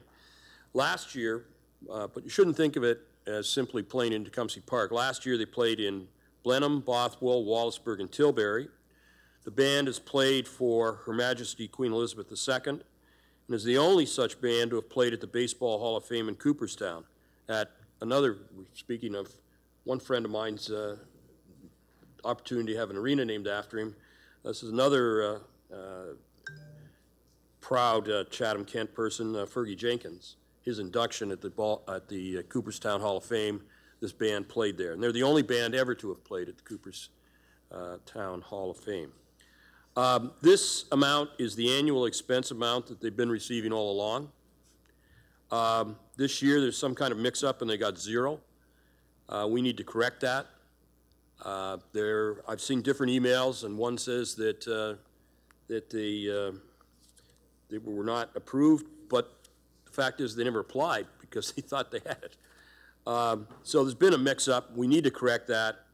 This band is a cultural icon of this community. I've got the emails so I can see what the confusion was. And I also have the report that came back to us in October 2013, and it doesn't say that the the concert band that has been receiving money for decades, if not a half a millennium, is not getting money this year. So I think it would be appropriate to correct this mistake now, and that's why I've moved the motion. And the other thing I should point out is they use the band shell at Tecumseh Park, but they also pay for renovations in that band shell area at Tecumseh Park out of funds they also raise. So it's a wonderful group. It's all volunteer, and it gives young people the opportunity to learn instruments too. So, and it's not don't think of it as the Chatham Concert Band. It plays everywhere. Further comments? Councillor Foss. Thank you, Your Worship. I agree with the comments that Councillor Solomon made, but I guess my concern is that the core grant program was set up to deal with that, and the fact that they didn't apply, I guess I'm not sure whose fault that is. I know that core grants have changed. There's other groups that were receiving funds that don't receive them now. And my fear is that this could lead to a slippery slope. Either that or we change the core grant process, that we start opening it up to those groups that were getting a core grant that aren't getting it now. So I'm not sure whether it's just a simple, yeah, we're going to support this, but I can assure you that other groups are going to be coming in the future saying, we want to be treated the same. So I guess where I'm looking at this, I don't think there's a big urgency that I'm aware of to do this, but maybe we should be looking at revamping the core grant system. Councillor Pincinel, followed by Councillor Carmen McGregor. Thank you, Worship. I think Councillor Foz just read my notes. I even put slippery slope on there. I'm struggling with this one. It's one of those things that we all have groups that were getting money, as he said, and don't get it now. And you know, they do, there's no doubt this band does a lot of great things in the community throughout the municipality. But I'm just struggling with, we have a process, and if every time something doesn't fit the way we want it to, we change the process. I'm really struggling with this one. And second part, this shouldn't, if this does pass, it should not be base budget. It should be supplementary for sure. At least it's dealt with every year, and whether you decide you want to support it or you don't support it. So I would like to separate the motion? yes, and put a second one in there that if it does pass, that it's a supplementary budget, So you want to not base. So you want to take the money from the reserves and then put a... For this year. Put a second one that says consider it as a base budget item in the 2019. No, a supplementary item every year is what I would like to see. Okay, that changes the direction of the motion. Okay. Councillor Solomon, are you okay with it? All I wanted is I don't think we can do anything with respect to the budget, 2019 budget now. It was just to consider it. So if it's considered as supplementary in this motion, I'm okay with that. It should be debated in the budget anyway. Okay. But I would point out that if they don't get this money, the concerts in the park are in jeopardy. Okay. So when someone asks about urgency, that's the urgency. Thank you, Worship. For Council's benefit, we were planning on coming back in the fall, seeking Council's direction on a review and a revamping of the core grant program. It's been several years since we've done that. Ms. Wilcox has that on her work plan to do already. So I think there is some, as Councillor Solomon said, some urgency for this year. This represents about 2/3 of the band's funding. However, for next year, we would want to come back to Council and present you with a revision or recommendation with regard to the entire program. So Councillor Pincinel, you still want the change from a base budget to Well, in case it passes, I want it to be supplementary. I'm okay. Okay. Is that it, Councillor Pincinel? Okay. Councillor Carmen McGregor, please. Thank you, and through the mayor. You'll notice that I had voted against the 2/3 vote to get the motion on the floor. I honestly feel that we bring a lot of things that we say there is urgency to that I still think this could have waited till the next meeting, and to waive those privileges, they should be matters of urgency. Not that I don't agree that this group is not worthy, and now that I know that we are going to look at the core program this fall, if that's going to continue to happen, because as we all have very good groups within our communities, and I noticed one of the groups that were turned down in here it was the Wallaceburg Arts Council that is doing the very same thing in our local park every Tuesday night during the summer. And I know I didn't see anywhere on there where Dresden was getting money for their local band that's playing their part, receiving it. I can accept it better if it's not going into the base budget, and we have the opportunity to deal with this at another time, and that this group has the opportunity maybe to get an application into the process, whatever the reason they didn't get it in there. But, you know, I guess, like I said, with it, right now, if it's going through for this year, I can accept that, but I think that I'm only going to accept it if I know that we're going to look at that core program all over again and be able to review how we are dispersing some of the funds so that it is fair to the other communities that are trying to provide that same and similar type of programming and entertainment within their communities during the summer months. Okay. Councillor Wesley, followed by Councillor Myers. Thank you, Your Worship. I voted to allow the rules to be dispensed because I thought Councillor Solomon had the right to at least say what he wanted to say. I have a little bit more difficulty with the actual motion itself because a couple of things. First of all, we put this program in place, and we have a process, and we have a program, And if you don't have criteria and have some subjective independent people determining who gets what, then every decision you make on funding becomes political. Every last one of them. And we can have probably 3, 4, 5 motions a day on providing grants and funding to various groups who come forward. So that's why we have the program in place. Not to say that that organization isn't a superb organization, but we've probably got 100 superb organizations in Chatham-Kent. The other thing is that we all recognize there is not enough money to go around. There isn't. Every year when this comes up, we run short, and there are some very worthy causes that don't get funded, and there's other ones that get funded 50%, and some more so than that. The thing about this, what we're talking about here today, that probably maybe bothers me the most is that I haven't heard a good explanation yet on why they did or did not apply. Was it because they knew the rules and they weren't eligible for funding again under the current rules, or was there a mistake or something along the way? I don't know. Nobody's explained that to me. What I do know is a lot of organizations went to a lot of effort to submit a lot of applications for funding under the rules, under the program, and they were denied. So philosophically, if you're going to approve this one tonight, then why don't you approve all those other ones that didn't get funded either? Because they're just as worthy. They're just as eligible. They're just as needy as any other organization. And so I just have a difficult problem doing a one-off here because there's so many other organizations out there that were denied. I'm very happy to hear that there's going to be a review in the fall. I don't know why this matter can't wait and be part of that review and have some recommendations come back to us on how we should look at it in the future. It's unfortunate that they didn't make an application. Once again, no one's explained to me fully why that happened. I'd like to know why that happened.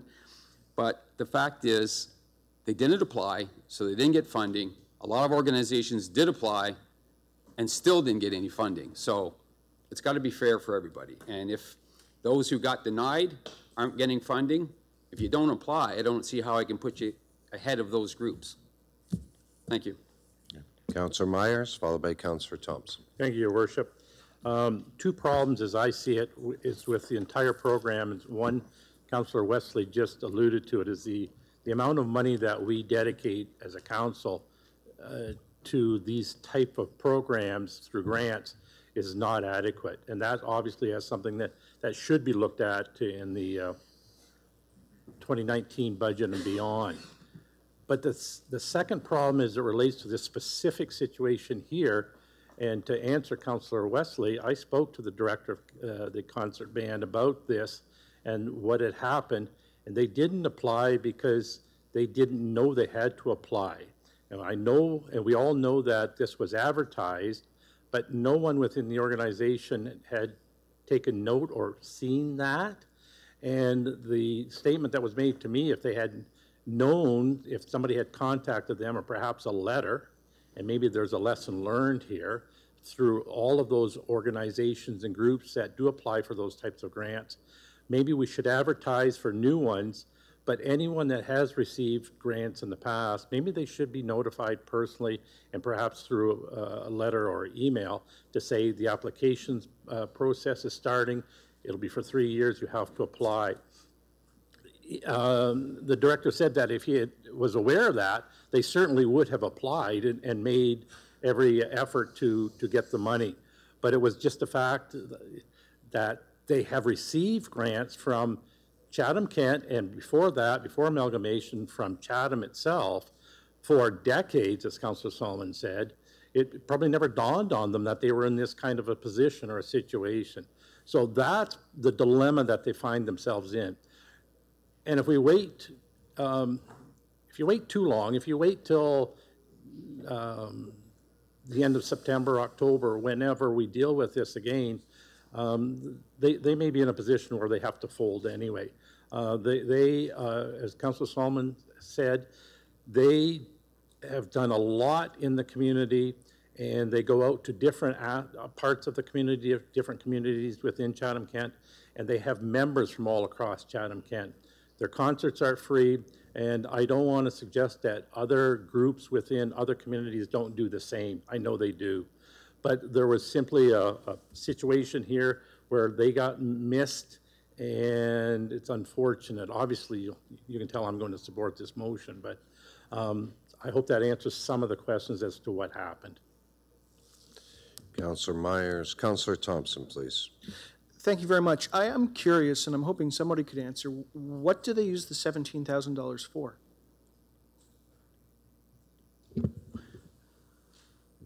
Thank you, Your Worship.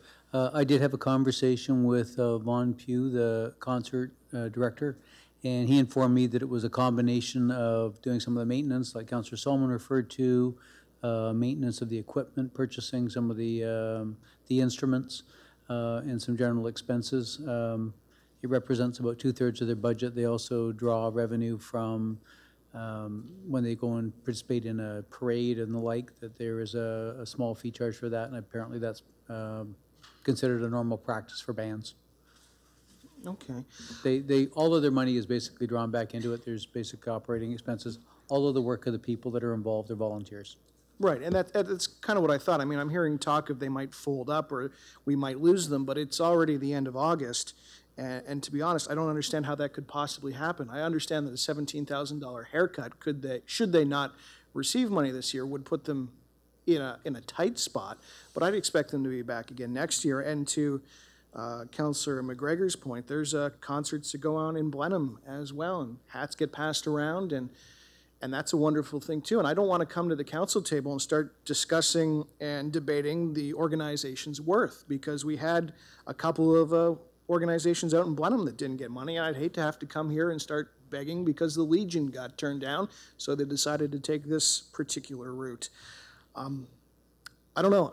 For me, rules are rules in this particular matter, although I might disagree a little bit later. And if if we get into supplementary, I can discuss it then. I think for this year, they just missed the boat. Thank you. Councillor Councillor Kenneth. Thank you, Your Worship. I want to echo what Councillor Myers talked about. It really boils down to administrative oversight. We have to keep in mind these are volunteers. So we're going to tell this group that because of an administrative oversight that we're not going to fund them. It's sounding pretty bureaucratic when we say the rules are rule and sorry, we can't fund this. We need more of this happening in Chatham-Kent, not less. So to do this, to go out and say, no, sorry, there's a bureaucratic problem, or they missed the boat on it, sorry, we can't get the funds. I would support other organizations come in because we need that. How many times do we hear people saying in Chatham-Kent there's nothing to do? And we're right here now to trying to, and challenging somebody else, that a group of an organization that offers free services, they pay for the band shell, they do various things like that, and saying, sorry, maybe next year you can apply. I don't want to go to them and saying, well, because it's the rule and it was administrative oversight, too bad. I'm going to support this. I think we need to support more of this through Chatham-Kent. And I'd be happy to other communities, if they felt that there was issues with they couldn't do free concerts in other communities, I think we should address it. And we certainly need to revamp this whole system next year. When we look at it, let's make sure that we're getting this funding throughout Chatham-Kent. Thank you. Amy, if you don't mind, before I get into new speakers, because I've heard it twice and I wanted to bring it in because you yourself know I question you directly on it. And it seems to be a number of different interpretations as to whether somebody applied, didn't see it, didn't know about it. And please elaborate so the facts are placed on this table. Thank you, Mr. Mayor, through you to council. I did hear from a couple of councillors referring that there was administrative oversight. That's not correct. The group did not apply for core grant funding in 2017 for the 2018 through the 2021 funding program. Information is posted through a media release, social media platforms, posters in municipal centers, as well as library branches to advertise that there's an open call for applications to all local community groups who wish to apply for core grant funding. During the 2017, you will recall that you received a report about mid-November. There was 6 groups that did receive funding. There were 10 to 11 groups that applied, followed the procedures, and were not successful. As Councillor Myers has said before, there's just not enough funding to go around. You may recall that core grant funding was revamped about 2013. Prior to amalgamation, many community groups received funding from the different townships. During amalgamation, that council had many things to do in 1998, and at that time, instead of looking at the different funding of the different programs and community groups, decided they would grandfather them and continue that funding, with the caveat that within a couple years they would come back and review that funding source. Unfortunately, that didn't occur until, as I said, 2013, but for at least 2 years, if not more, the groups who were grandfathered received a letter from Gord Quinton's department advising them that we were looking at the program, that funding may be removed from them and would be changing to how other municipal grant programs were as an application intake process. And then that is where we began in 2013. During 2013, for the specific case, normally I don't discuss individual applicants, but for the Chatham-Kent Concert Band, they applied, they were evaluated by the review committee based on the merits and criteria of that grant program. They were successful and received funding for the 2014, 15, and 16 period. They also were, all of those who were successful at that time were provided with an additional year funding of 2017, as at that time we were looking at core grant funding and how best to allocate, since there is no grant limit to core grant funding, and we had found that several of the community groups were receiving in excess of 2/3 or greater of their funding from the municipality. Then during, as I mentioned, during the 2017 years when we advertised the open call, and at that time they did not provide us with an application. Thank you. Councillor Bondi. Thank you, Mayor Hope. So I guess, you know, a mistake was made. They obviously didn't open the mail. So I'm going to kind of view this more as an appeals process, that they didn't get the grant because they didn't apply for it, and that's been made very clear. So that does sort of clear everything up. I'm going to support this funding, which is, you know, not a terrible amount of money. It's a lot of money, but for what this is, if anybody's taken a stroll through Tecumseh Park lately, there's not a whole lot going on. Some lawn bowling and this. And I think I also talked to the band director, and I kind of get a sense that they look after the band shell, which, if that's the case, I don't know that it's really used all that often, like maybe for Rib Fest and something, but you know, there is an underground portion, or not an underground, but there's an actual building portion to it, and I think they're the only people that actually use that facility. And really, on Wednesday nights, there's tons of people. It's a great thing. If only we could open the washrooms in Tecumseh Park, that'd be nice. But you know, it's been going on forever, and they missed it, so let's just look at this as an appeal, and I hope we support it, because I'd hate to see anything happen to it. Councillor Van Dam. Thank you, Mayor Hope. I'm certainly grateful for this group for coming to Bothwell last year. I think it certainly made the occasion. I think they operate far and wide, and to say this excludes other groups I don't think is quite fair. I think this is part of our heritage as a community. I think many in this room have attended, and many in this room have enjoyed their concerts, and it defines who we are. And I think it's an attraction and pulls people in from our neighboring communities and our neighboring municipalities, and certainly creates an appreciation for those that live here, and for that reason I'm going to support it. Councillor Foss. Thank you, Your Worship. Amy cleared up a lot of questions that I had. There was one question, though, that I'd like to ask, and I'm not sure because it's a long time since we've had the discussion about core grants. Any one group that received a core grant, would they still be eligible to apply for a grant in the new term? Thank you, Your Worship, through you to Councillor Joe Foss. Yes, any community group that has received funding is allowed to reapply, whether it's core grant or the annual community partnership fund. Although one item of the criteria for both of them is very similar. As I mentioned, there is a point system, and I don't want to give away what all the criteria are, but one is for the number of times a certain community group receives funding. So if you were to receive 20+ years of funding, you would potentially receive less points than a community group such as a youth center who had received 0 years of funding from the municipality, so therefore they would have received full points. Okay. Does that help clear it up a little? It does, yeah, because time goes by and we have so much that goes through our heads that we can't remember everything. I guess the next question is, they'd be eligible for community funding programs, though, would they not? Yes, Councillor, that is correct. So there are, as Councillor McGregor had mentioned last year, the Wallspring and Area District Arts Council was successful in the annual Community Partnership Fund, the festival and events component, and received 50% up to a maximum of $5,000 of municipal grants towards their summer concert series. That is similar to some of the other places such as Two Creeks and Wheatley as well.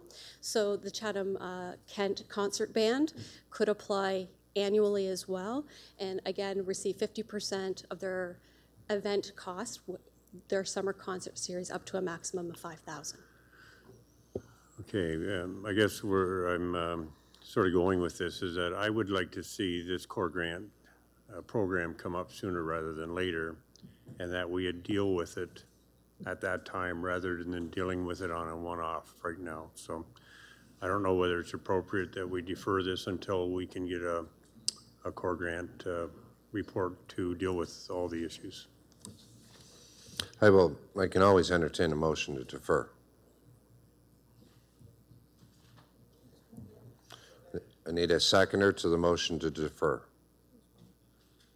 Councillor Fluker. Thank you. Point of order. I think you just think you got things cleared up, and you haven't. I heard Amy say that the group had not applied. They got funding in 2014, 2015, 2016. Everybody who had it got extended to 2017. That's what I just heard. And you said that they did not apply for the 2018 funding. Have I got that correct? Is that what everybody else heard? That's what I heard. Councillor Solomon, I'm trying to understand your point of order on a motion to defer. Well, it's not. You didn't recognize my hand up before you had the motion. No, I was actually speaking on the motion to defer. Well, I didn't need to recognize I think you need to know the facts, because if you just heard that, which I think everybody heard that they didn't apply for 2018. I have an email in which Councillor Solomon, Amy Wilcox says that you did apply and it wasn't recommended. No. So how can it be both? I have it right here. Then if you don't like the motion to defer, then you vote against it and we vote tonight. Well, I think everybody should know that I've got a motion here that said that they applied and they didn't get recommended. Okay. So when you vote on a motion to defer, understand that there's an email from July 30th at 3:38 p.m. from Amy that says they didn't get recommended. So it's not a motion. It's not a motion to defer. It's a motion to postpone. Councillor Foss has moved the motion to postpone. It's been seconded by Councillor Fluker. And then I need a motion on the thing so we can do a recording. We record right Postpone until the core grant report. When's the core grant report? Yep. Do we have the date of the core grant report? Your worship, the plan to do that review was meant to be done. We're going to bring that back in the fall and then have that subsequently. It would have been early next year. If the wish of council is to try and bring that forward more quickly, that's something we can certainly look for direction from council.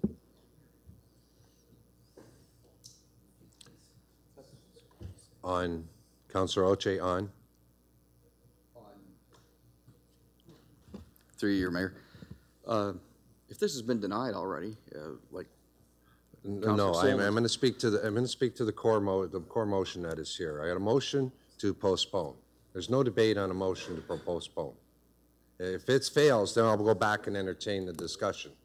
But I need to deal with the issue of a postponement. Councillor Robertson. And I need to understand the date that it will be postponed That's until. Where Councillor Shropshire. Don had just indicated, but I looked around, and that's what I thought Councillor Oche was going to bring up. I'm looking around because if nobody brings a direction, which you can do, on a postponement is when do you want it back? I want it now, so we'll postpone it to 2 minutes from now. Like, Unrealistic. so when are we postponing it till?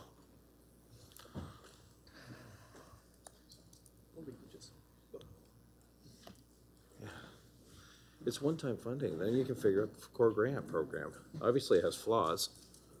My mic's still on? Yeah. Fantastic. Pardon me? Why? I'm very happy to have these comments on the record. I haven't said anything bad yet. I'll turn it off. To the administration. Your worship, pardon me for the delay. I just conferred with Amy, and really the intent was to actually bring this back. It's going to take a couple of months. Amy's also heavily involved in the IPM.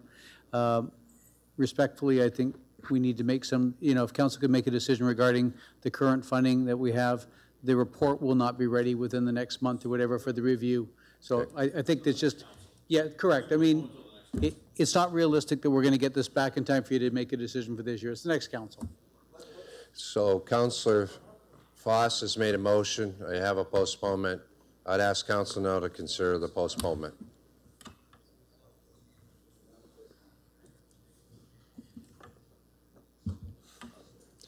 I'll turn to the clerk. Motion fails 5-13. Okay. Now, Councillor Carmen McGregor, you had comments which you wish to make? Yes, actually, I just wanted some clarification. There was a question of the CAO on regards to the monies. I think you had a conversation with Von Pugh. You had mentioned in there that some of the monies that they received through the core grant was used to maintain the shelter. Who actually owns the shelter? That's a municipal facility. So why, I guess one question is, why would they use monies through the grant to maintain the shelter? And the second one was that it was indicated to me that the conductor was receiving a stipend for this being paid out of this money. Is that also true? Is this, so it's not a fully volunteer group? I don't have any additional details on either of those. I'm not aware of anybody is receiving a stipend. When I talked to Mr. Pugh last week, he'd indicated to me that all of the work of the people involved in the concert band were volunteers, and all of the money went in to support their operational costs. That was the nature of the conversation, but we didn't go into any great detail on any other topics. Councillor Oche, you had a comment? Thank you, Mayor. Through you. I'm not sure. Sorry, Amy. I know you told us all that you didn't receive one. Councillor Solomon has a note there saying he did receive one, an application, but either way, if it was turned down, why are we asking for this money? Which one is it? Like, if it was received, an application was received and it was turned down, why are we back here asking for this money right now? There was many places that were turned down. They're not coming back and saying, hey, we need this money. But aside from that, if it was not turned down, if we did not receive it, I normally would not vote for this because of all the other places that were turned down. But I know we are helping fund a park every year, and some of that money is going to the bands as well. That was when it was okayed, that was part of, they said it's for maintenance, cutting the grass, keeping someone there, I believe, to do the maintenance, if I'm not mistaken. And then I think $1,000 a night, maybe, to pay for the bands, a week, I mean, not a night, sorry. And maybe someone can verify that for sure, but I believe that's how it was when we okayed the payment to the Blenheim Park every year, from the new park.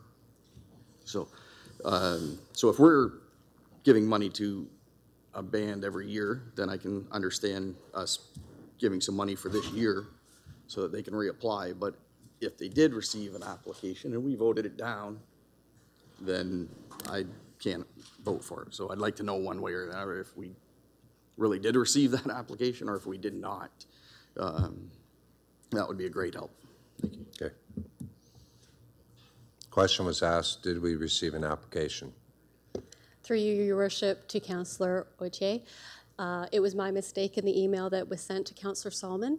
We did not receive an application from the Chatham-Kent Concert Band. Okay. Is there any further comments? Councillor Solomon? Very quick. No, this email wasn't sent to me. This was sent to one of the the persons, and I don't feel confident revealing their name, but the email was sent on July 30th, 2018 at 3:38 p.m., and it simply says they did not receive core grant funding for a specific amount of time. That time, they did receive it for a specific amount of time, which we heard. That time it ended, and there was a call for applications. Your group applied, however, the application was not recommended. So you can understand, you've now heard, yeah, they applied, they didn't apply. You can understand how they were a little confused because they're not in the business of making applications. And that's all this is. It's simply, as I tried to, I didn't want to get into the drill down that far, but it's simply a bit of an administrative conundrum. This is a group, to answer one of the other questions, why they repair the stuff, they've been doing it since that band shell was there and the band shell that was there before it. They put their money into it. And they're just here for the public. If you don't want them, I guess vote the other way. But otherwise, I think we should get and put the question pretty soon. Questions going. Council? Yes, there's two separate motions. One's deal with take the $16,970 today and transfer it from the reserves, and the other one is to deal with it in the supplementary agenda budget item in the 2019 budget. Correct? Correct. Therefore, I'd ask Council now to consider the first motion before you dealing with the money.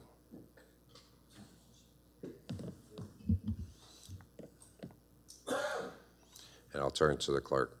All votes are in. Motion passes 11-7. And then we'll deal with the next item.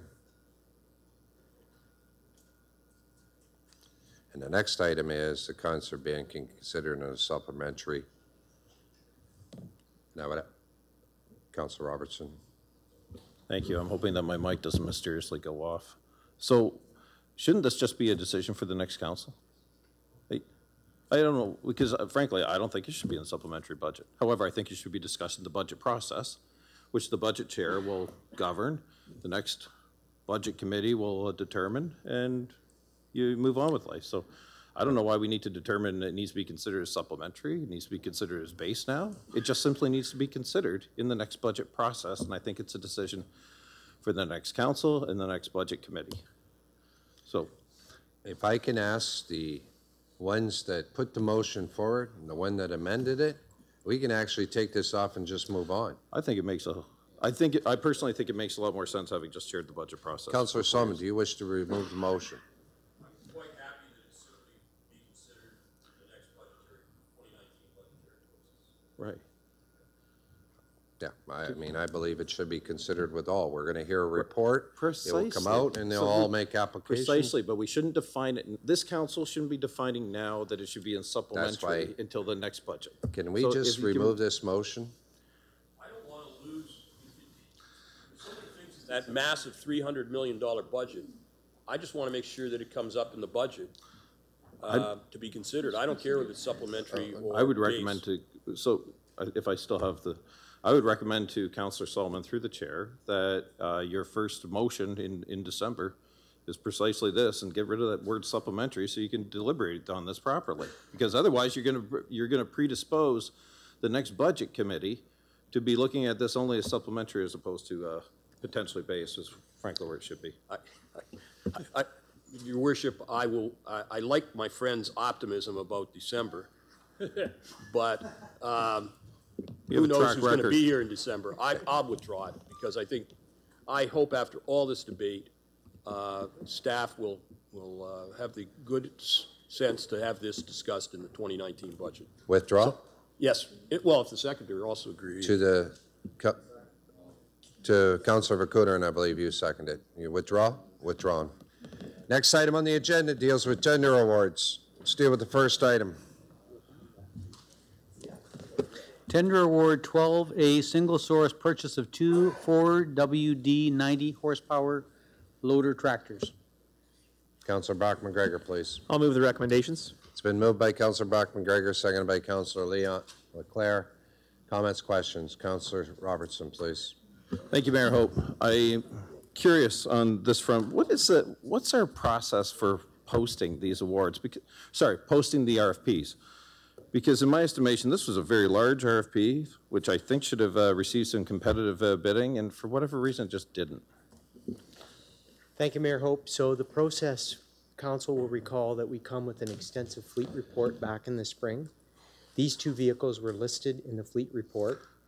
The pricing that the estimates provided in the fleet report, these prices are within that envelope. The reason they're here is because they were a single bid. That's not my question. So my question, Mr. Dick, through the chair, is what is the mechanism for advising the vendor community of the RFP going to market? Thank you, Mayor Hope. So as per any tender we would do or RFP, it would be posted online as per the procurement process. Posted on our website or posted on Merck's, on Bid and Go? Posted on our website. I believe that's the requirement. So we follow the requirement as per the purchasing department and policy. Right. And I believe that's the requirement as well from past history. And I think we ought to take a look at utilizing other public sites for open and competitive bidding. So what the vendor community does is they go to bidding, they have got assigned personnel, they go to Bid and Go to Merck's, go to other open, transparent sites that have bids from every municipality, from healthcare units, from in the education sector, and then those vendors see these bids. It's unreasonable, and I'm not suggesting that anyone did anything wrong. What I'm suggesting is, so it's unreasonable to think that everyone's just going to come to our website to find these RFPs that are supposed to be out to the open marketplace. That's not how it's going to work effectively, and so I would highly recommend in the future that we adopt a process of utilizing a site like Bid and Go, where vendors from all across North America, all across the world, frankly, will have opportunity to view and bid effectively. Thank you, Mr. Mayor. We actually use, recently in the past year, we flipped over to the Biz and Tenders website. So that's one that the school boards use and other municipalities in the area use. So it is more of a public website. That's excellent. Could I recommend that you also take a look at utilizing another public site like Bid and Go, so you can post to both sites? Just garner as much as you can, because I was actually a little surprised in this event that you didn't have more than one bid. Not finding fault. I'm just surprised that that's what occurred. Further comments? Seeing none, I would ask you now to consider the recommendation now before you. I'll turn to the clerk. Motion passes 16-0. Let's deal with the next item. Item 12B, Single Source Security Surveillance Services. Councillor Foss, please. Thank you, Your Worship. I'll move the recommendations. I guess there's no recommendation. It's oh, sorry. Come on. Oh, no, I moved the recommendation, sorry. It's been moved by Councillor Foss, seconded by Councillor Leclerc. Any comments or questions? Councillor Oche. Thank you, Your Mayor, Your Worship, sorry. I got the same question on this, why we're using a single source on this is similar to the radios. Tim, is no one else interested, or we use them for everything else, so we're using them for this as well? So thank you, Mayor Hope. Much the same as the previous report. This one was advertised as well. Only one responded. Okay, thank you. Seeing no further comments, I ask you to consider the recommendation now before you.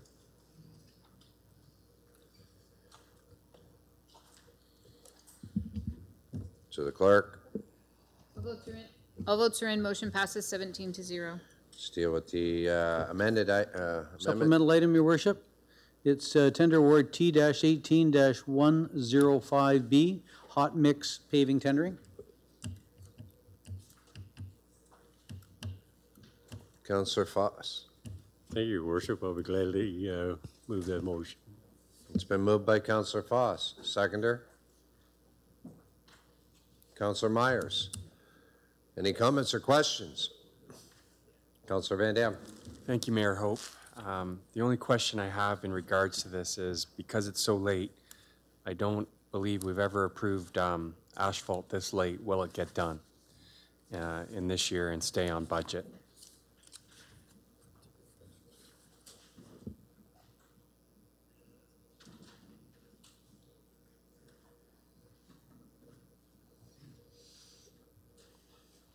Chris? Thank you, Mayor Hope.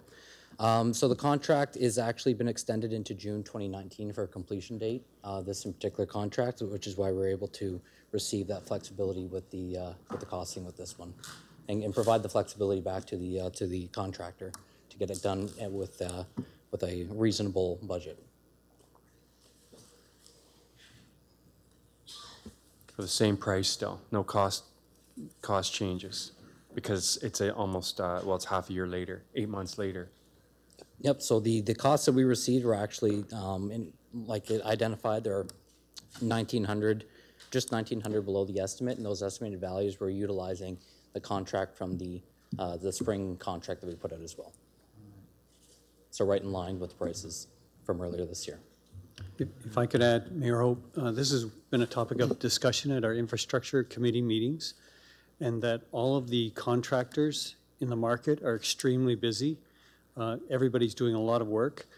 So one of the strategies we've employed is to provide flexible timing, and that's feedback from our contract base as well, to say that if you gave us more time, we could give you a better price. So you're going to see many more like this, where we're giving an extended period of time than in the past to complete the work, and we're seeing some very good benefits from that. We had one contract earlier that council directed us to move it forward. We saw about a 50% increase in price for that particular contract. So things will take a little longer, but the benefit is that you'll see much better pricing.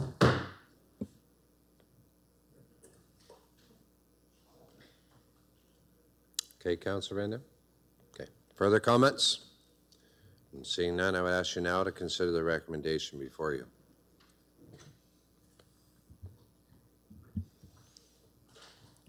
So the clerk.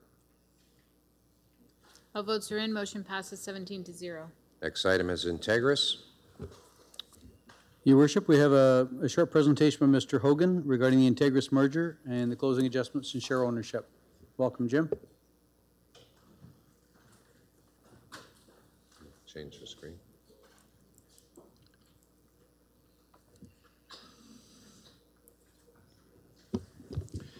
Thank you, Mr. Mayor and Council.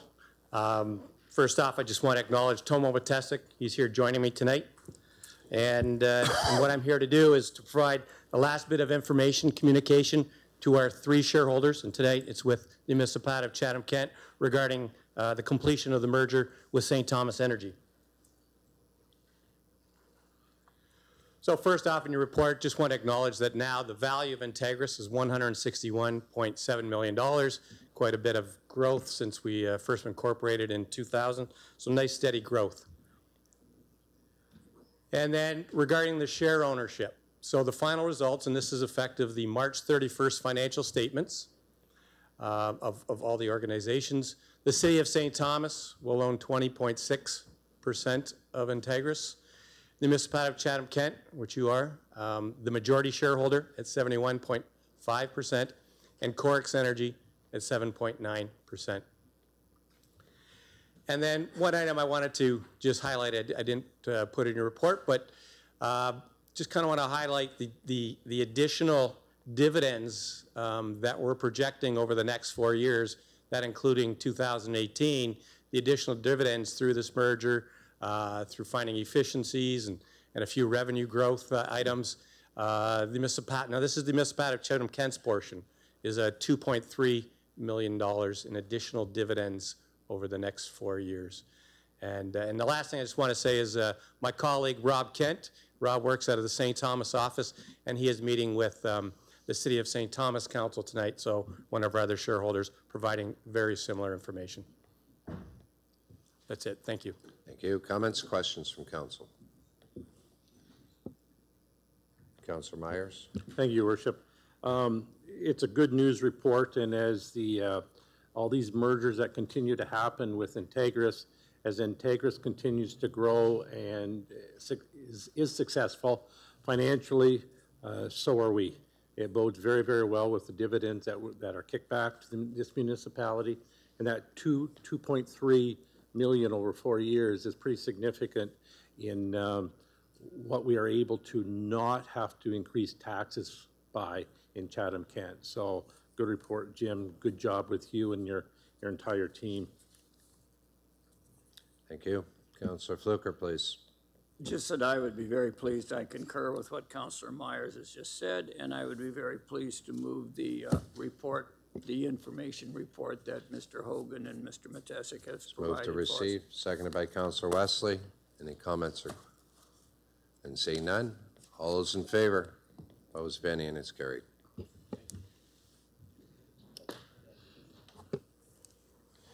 Our next item on the agenda deals with finance, budget, information technology. Let's deal with the first item.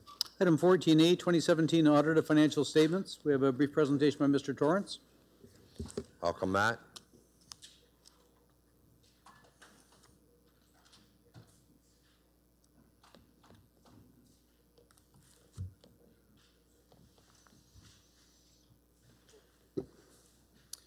Thank you, Mayor Hope.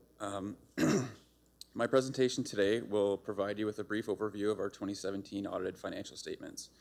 I will attempt to highlight some parts that we think would be of interest to Council and to the public.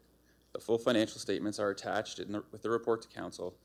Following my presentation, Gord Quinton, Director of Budget and Performance, will present a few slides highlighting the 2017 budget surplus and the recommendations for that surplus. So this slide highlights the objectives of the audit. First, to investigate specific concerns of Council, if any, to obtain reasonable assurance that the financial statements are free of material misstatement, to evaluate the fairness of presentation of the financial statements in accordance with accepted professional standards. So municipal financial statements are prepared in accordance with the standards set out by the Public Sector Accounting Board, an independent body that sets nationwide accounting standards for the public sector in Canada. And finally, report to Council and Administration on any significant internal control weaknesses, any errors noted during the audit, or any matters the auditors believe should be disclosed. This slide provides a high-level overview of the 2017 audit. 2017 will be the final year under the current agreement with Deloitte. The municipality issued an RFP earlier this year for audit services for the years 2018 to 2022, and Deloitte was the successful proponent. In this audit, Deloitte issued an unqualified audit opinion for the municipality. This is the highest opinion an organization can receive from an auditor. It means that in Deloitte's opinion, the municipality is in compliance with the appropriate accounting standards and that there are no material misrepresentations in the municipality's financial statements. On July 11th, Deloitte made a detailed presentation of the audit results to the audit committee, and council representatives on the audit committee had the opportunity to meet with auditors in closed session without members from administration present. At that meeting, the Audit Policy Committee recommended that Council approve the 2017 audited financial statements.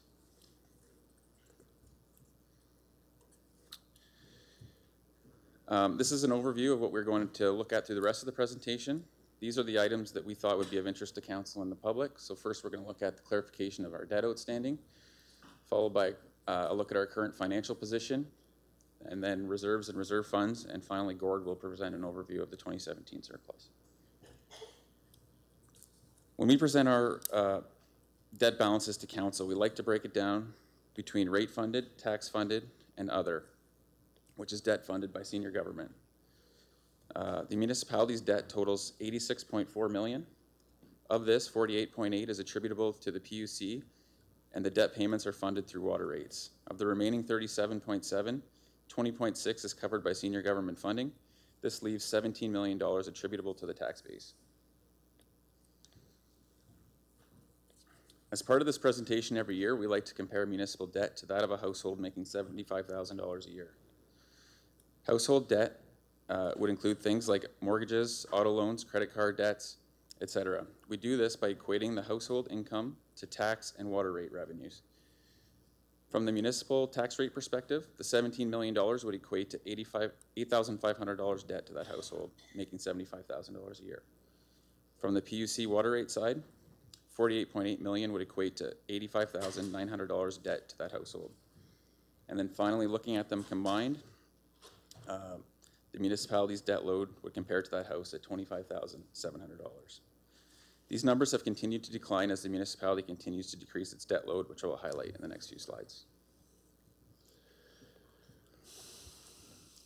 Council adopted a policy in 2009 to budget for existing infrastructure on a pay-as-you-go basis. This means that we would not issue new debt for capital replacements such as road resurfacing or existing capital projects. This does not include new assets, which could possibly require new financing. Unlike the provincial and federal government, municipalities cannot run deficit budgets and borrow the difference for operations. So as you can see in this slide, in this chart, the municipality continues to pay down debt, reducing our debt from $162 million in 2010 to $86 million in 2017, a reduction of $76 million. If the municipality does not incur any new debt, this will further be reduced to $67 million by 2019. This slide here is a high-level summary of the debt and interest payments that must be funded through annual operating budgets. Just over $3 million needs to be raised through property taxes to cover the annual principal and interest payments, and PUC rates need to cover just under $6.5 million annually, with the balance being covered by senior government funding. So this slide illustrates a brief overview of our balance sheet. The detailed balance sheet can be found on page 3 of the financial statements. Accounting 101 tells us that assets must equal liabilities plus equity. In public sector accounting, we call our equity accumulated surplus. So going over a quick summary of the balance sheet here, we have our assets at the top. That includes our financial assets, such as cash, receivables, our investment in Integris. We have inventory, that's mostly gravel, and we have prepaid expenses. That totals $308 million. To get our total assets, we add our capital assets at historical cost, net of depreciation, at $839 million, giving us a total of just over $1.1 billion of total assets. On the right-hand side of the balance sheet, we have our liabilities, so that would be our payables, our debt, items like that. And to that, we add our accumulated surplus, or equity, at $939 million, again, giving us a balance of just over $1.1 billion. If we were to ask ourselves the hypothetical question, if we were to cease operations today, how would we meet our commitments? In this case, we would liquidate our financial assets, take our cash, collect our receivables, sell our ownership stake in Integris, which would total the $306 million, and use this to pay off the liabilities of $207 million. This would leave us with $99 million remaining. This is known as your net financial asset position. If this amount was negative, as Chatham-Kent was up until 2014, we would refer to it as a net financial debt. In this hypothetical scenario, if we ceased operations while in a net financial debt position, we would have to sell some of our $839 million of assets to cover the balance of the liabilities. While the net book value of our assets is $839 million, it is unlikely we would be able to realize the full values in a resale market. There isn't exactly a large market for used roads, bridges, and water lines, but we would certainly realize a good portion of selling land, buildings, vehicles, and equipment. So this graph illustrates the trend of Chatham-Kent's net financial assets that we just talked about, that $99 million number.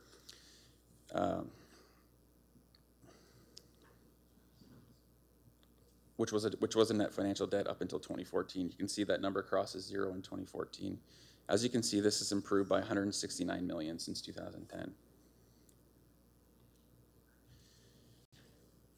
So this slide looks at accumulated surplus. If you remember, as I indicated a few slides ago, accumulated surplus represents our equity in public sector accounting. Accumulated surplus is simply our net financial assets from the previous slide, plus the net book value of our capital assets and a small amount for inventory and prepaid expenses. This graph follows a similar trend to the net financial assets graph, and not coincidentally, these graphs are the inverse of the debt graph.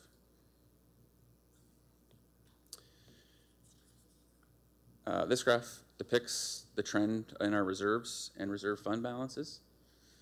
Reserve balances grew between 2011 and 2015 before flatlining just a little bit in 2016 and 17. This is not reflective of our contributions to reserves, but is the net effect of our contributions less use of reserves. Our goal is to maintain a minimum 1-to-1 reserve to debt ratio. And for 2017, this ratio is 1.7 to 1. So what does it all mean? Chatham-Kent is on solid financial footing and continues in the right direction. We have decreasing debt, increasing reserves, increasing net financial assets, and increasing accumulated surplus. Council is aware of the concerns with aging infrastructure. And currently we are funded 18% through debt and 82% through equity. Obviously our desired state is 100% equity because the cost of equity is 0. We're moving in the right direction to get there. This is a chart that we always like to highlight to council. We have interest rates down the left-hand side and amortization periods across the top. There are 3 cells highlighted in yellow in the middle. This is because our borrowing costs on issuing new debt would be somewhere around 4%.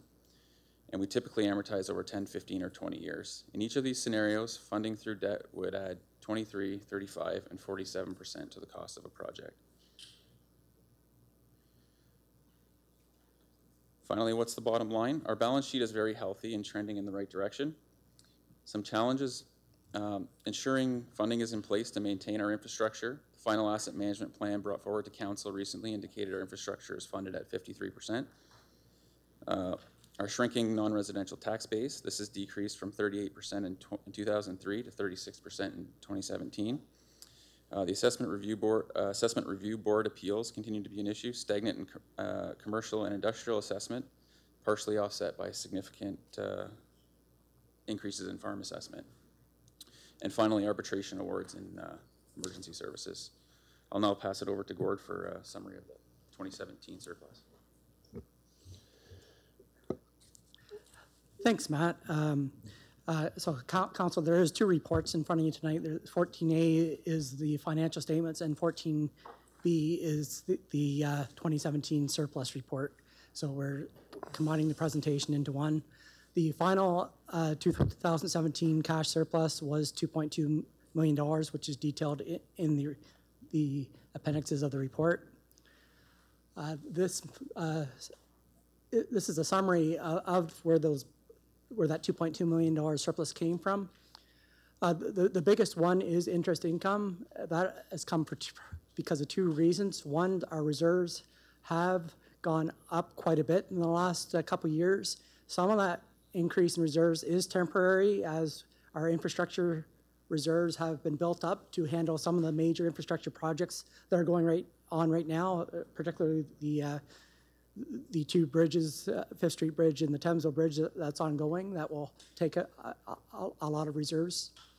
But secondly, the prime rate has risen recently, and so it resulted in approximately $1 million surplus in our interest income. We did take $390,000 of that into account when we developed the 2018 budget, but obviously we got some more room in the upcoming 2019 budget deliberations. Going through the rest of the divisions, there's some staffing-related surpluses in the Chief Administrative Office. In Mayor Council area, there was some conference and car allowance surpluses, funds that were not used. In community development, there is a deficit in fire services related to staffing and overtime expenses. That was partially offset by surpluses in the other divisions in community development. In community and human services, most of the traditional areas our council has approved a policy of transferring those surpluses automatically to reserves. But what's left here, the $400,000 surplus, is in the community attraction and leisure services area. And I want to point out 3 specific items in that area because there's specific recommendations with them. 2 of the issues are a change in accounting policy of how we would like to treat these surpluses and put them in reserves. So one is for special populations fundraising efforts, where there's $82,000 that has accumulated over the last few years that we'd like council permissions to put into reserves as a proper accounting practice, and also a community programs additional $65,000 of similar funds. And there's a one-time issue with the Capitol Theater, staffing related. It just took a substantial amount of time to staff up, so that it was almost the end of 2017 before the staff were hired. So it's a one-time surplus. It could go to the corporate bottom line, but we're recommending that it get transferred to the Capitol Theater capital reserve for any future issues at the Capitol Theater. Corporate services and finance, budget and information technology services both had some surplus, mainly in the staffing area, and some tax collection surpluses in FBIS. And infrastructure and engineering services had a deficit in public works, but it was mainly offset by surpluses in its other divisions, leaving a small deficit overall. Police services also had a $577,000 surplus, mainly again related to staffing vacancies. So that's our $2.2 million surplus. And these are recommendations for council to consider. The first three are those three items that I talked about in community attraction and leisure services, where we're recommending they be transferred, those surpluses be transferred to reserves. They're on a one-time issue. Police, it's been our practice that 50% of any police services is made available to the Police Services Board for them to deal with some of their business plan issues, so they do not have to make requests in future budgets. So $288,000 we're recommending going to various police reserves. A few years ago, I came to council requesting that of any annual surplus that we allocate $500,000 to the Bloomfield Industrial Park, to the unfunded capital project there. So we're looking to do that once again, which relieves a remainder of $1,150,000 that we're looking to have moved to the Reserve for Strategic Development for the future use of council.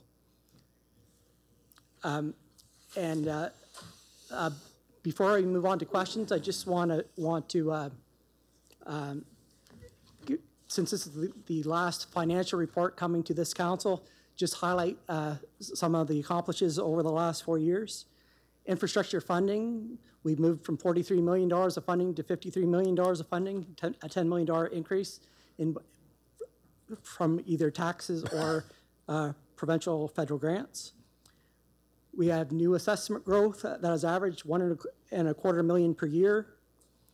Our average tax increases over the term of council has been 1.39%, which was below the inflation rate. Our average taxes in CK on an average home is $3,100, and the provincial average is over $3,300, so about $200 cheaper for a similar home compared to the rest of the province. As I had the slide for debt, in 2013 we had $128 million of debt. We're down to 86, a $41 million reduction. And our reserves, including the PUC, have gone from $121 million to $172 million, a $51 million increase, although I do want to note that a lot of that is related to infrastructure that will potentially be used in the next couple of years. So in summary, I'm quite proud of the successes we've made over this term of council, and we'll open up for questions and discussion on either of the reports. Councillor Pinsno, please. Thank you, Your Worship, through you to Gord. I see there's a few departments that have staffing-related surpluses. Is that due to vacancies waiting to be hired, people be hired, or is that going to be a reduction in next year's budget? Thank you, Mayor Hope. Councillor Pinsno, yeah, the majority of them are just vacancies that are going through the recruitment process. Police services, for example, almost entirely, $500,000 of surpluses is because of they just have had a lot of retirees all at once, and it's forced them to go through the long recruiting process for a lot of recruits all at once. And it's similarly in the other divisions that had surpluses. Those are vacancies. For the majority of them, there are vacancies that have now been filled, but it was vacant for 6 months as they were being filled. So it's one-time surpluses. Okay, and second question, in fire services, we hired more full-time firemen to alleviate the overtime. Is that working? I see we still have a deficit there this year. A substantial portion of the fire deficit was related to overtime expenses. Some of that may be justified as through either full-time firefighters on sick leaves or other reasons where firefighters have to come in to cover those shifts. The remainder of the surplus of the deficit was just overall in the volunteer sector as well. But the large majority of that deficit in fire was due to overtime costs. Thank you. Any further comments, questions? And seeing none, I need a motion to that the audit financial statements for the year ending December 31st, 2017 be approved. I need a motion moved by Councillor Fluker, seconded by Councillor Oche. And I'd ask Council to consider.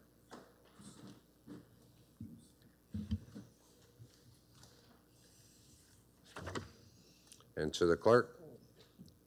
All votes are in. Motion passes 17-0.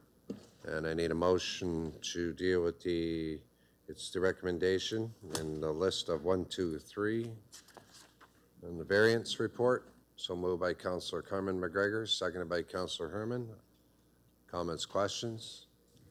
And I would ask you now to consider the recommendation now before you.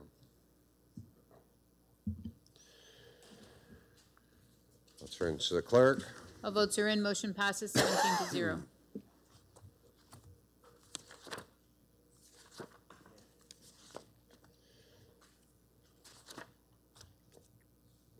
Our next item on the agenda, please. No, yeah. Property declaration,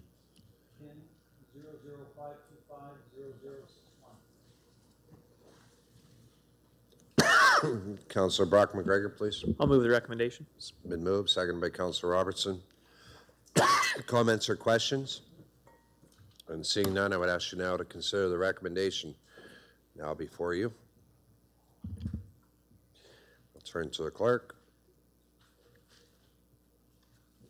All votes are in. Motion passes 18-0. Next item on the agenda deals with Chief Administrative Office. Let's deal with the first item. Your Worship, item 15A is Summer Company Provincial Program 2018. We have a brief presentation by our staff, and to follow Councillor Solomons, we've got another good news story to share. Spencer, welcome. And you get the honors of doing your first presentation before council today.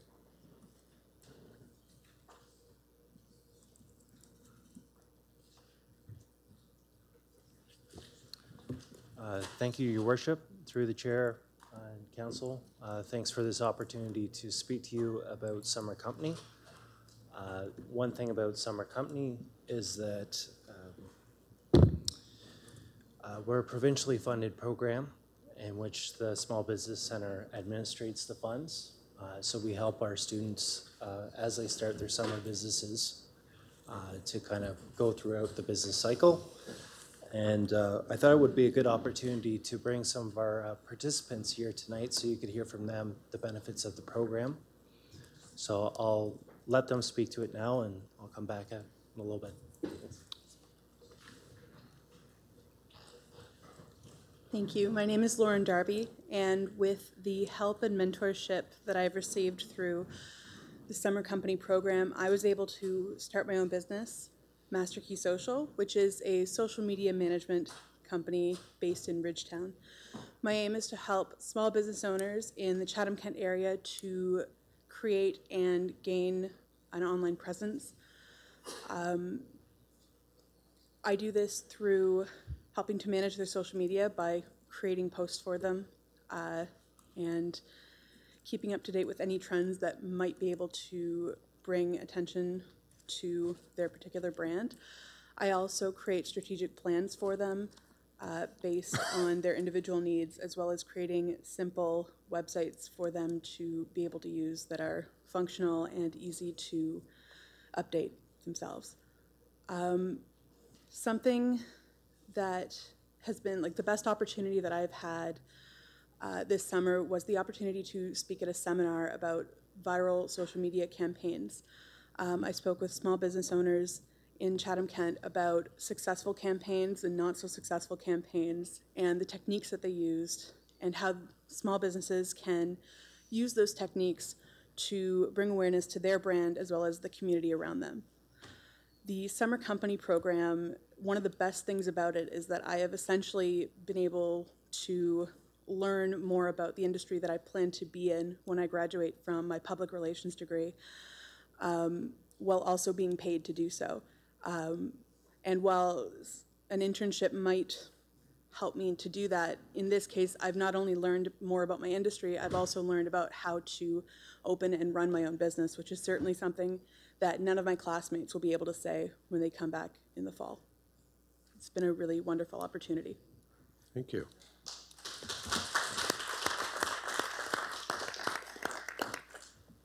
Thank you. I'm Jeremy Wolting. I am another one of the Summer Company students.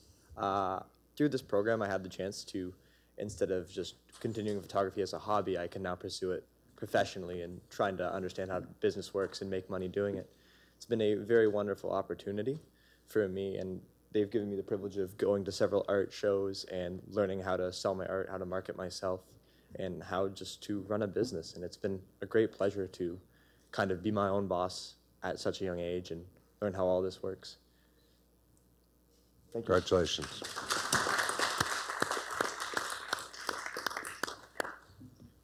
Again, so I would just like to, on behalf of Summer Company, invite all of council. Some of our participants will be at the Dresden Night Market this weekend, this Saturday, so come on out.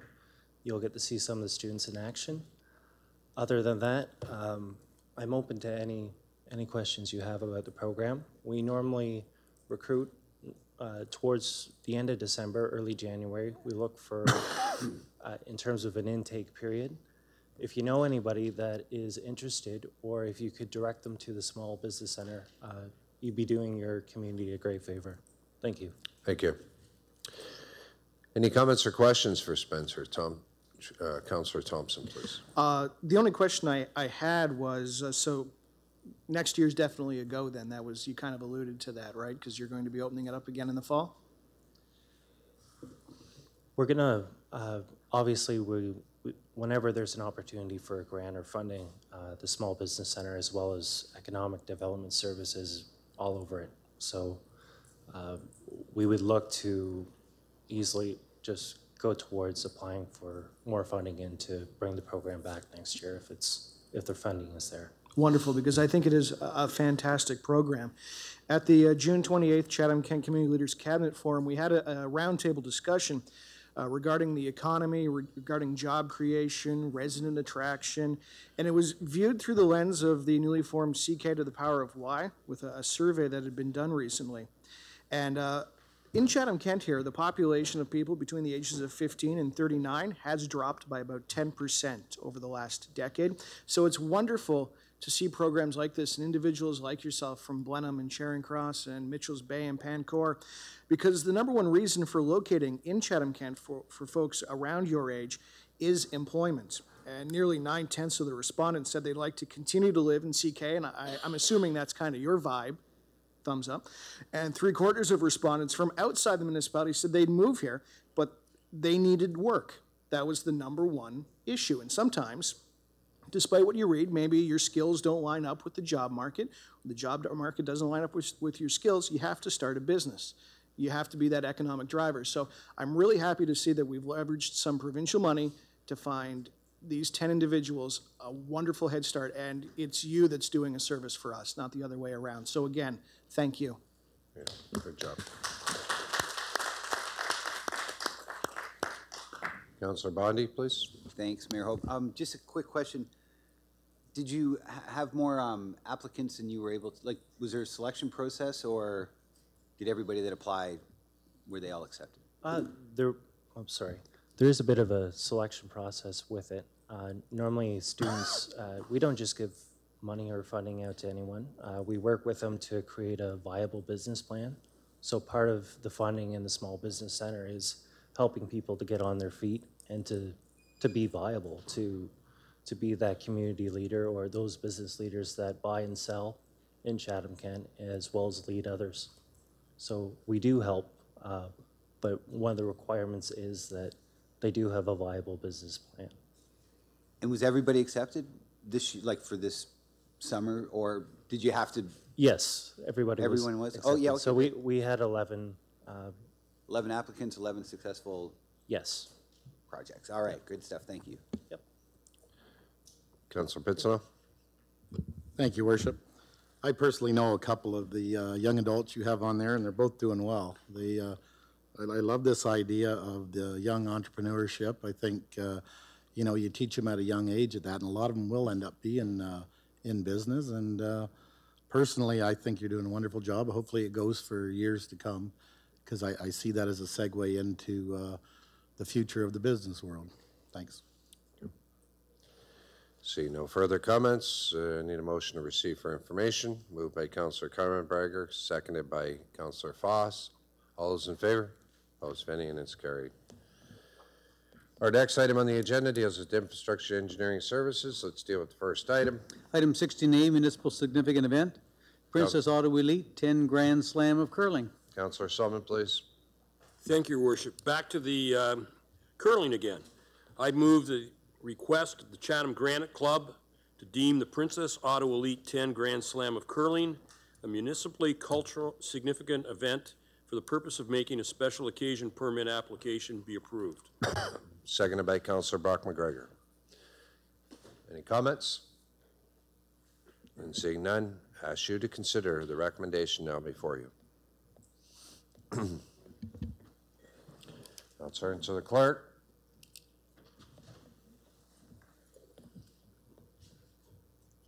All votes are in. Motion passes 18-0. Our next item on the agenda. Your Worship, 16B, motion by Councillor Thompson regarding speed limit on 8th line. And Your Worship, if you indulge us, I believe Mr. Kelly has something to share with Council. Okay. Councillor Thompson, please. All right, my motion reads as follows. Whereas increased congestion and ongoing safety issues on the 401 have pushed both local and far-reaching traffic to find permanent alternative routes. Whereas local secondary roads are narrow and not engineered to withstand the increase in heavy truck traffic. And whereas no engine braking signs are ineffectual, unenforceable, and open up potential liability issues. Therefore, be it resolved that the speed limit on the 8th line at a distance of 800 meters in both directions from the Bloomfield intersection be reduced to 60 kilometers an hour. It's been seconded by Councillor Herman. Councillor Thompson, please. All right. With respect to the time and the fact that as the evening wears on, we've already lost a couple of supporters from the gallery, I'd just like to make a couple of comments. I mean, if we could start hammering in no engine braking signs on rural roadways, I'd be just as happy, but to date, we haven't been able to do that, so it's had to come to council. The 401 gets detoured a lot, and it seems more and more, and we can't enforce where that traffic goes. After you get off the highway, you're onto your own devices. So the little 8th line gets a lot of traffic that would be better suited for Middle Line, Queens Line, or Talbot Trail. I'm sure the residents there would all agree.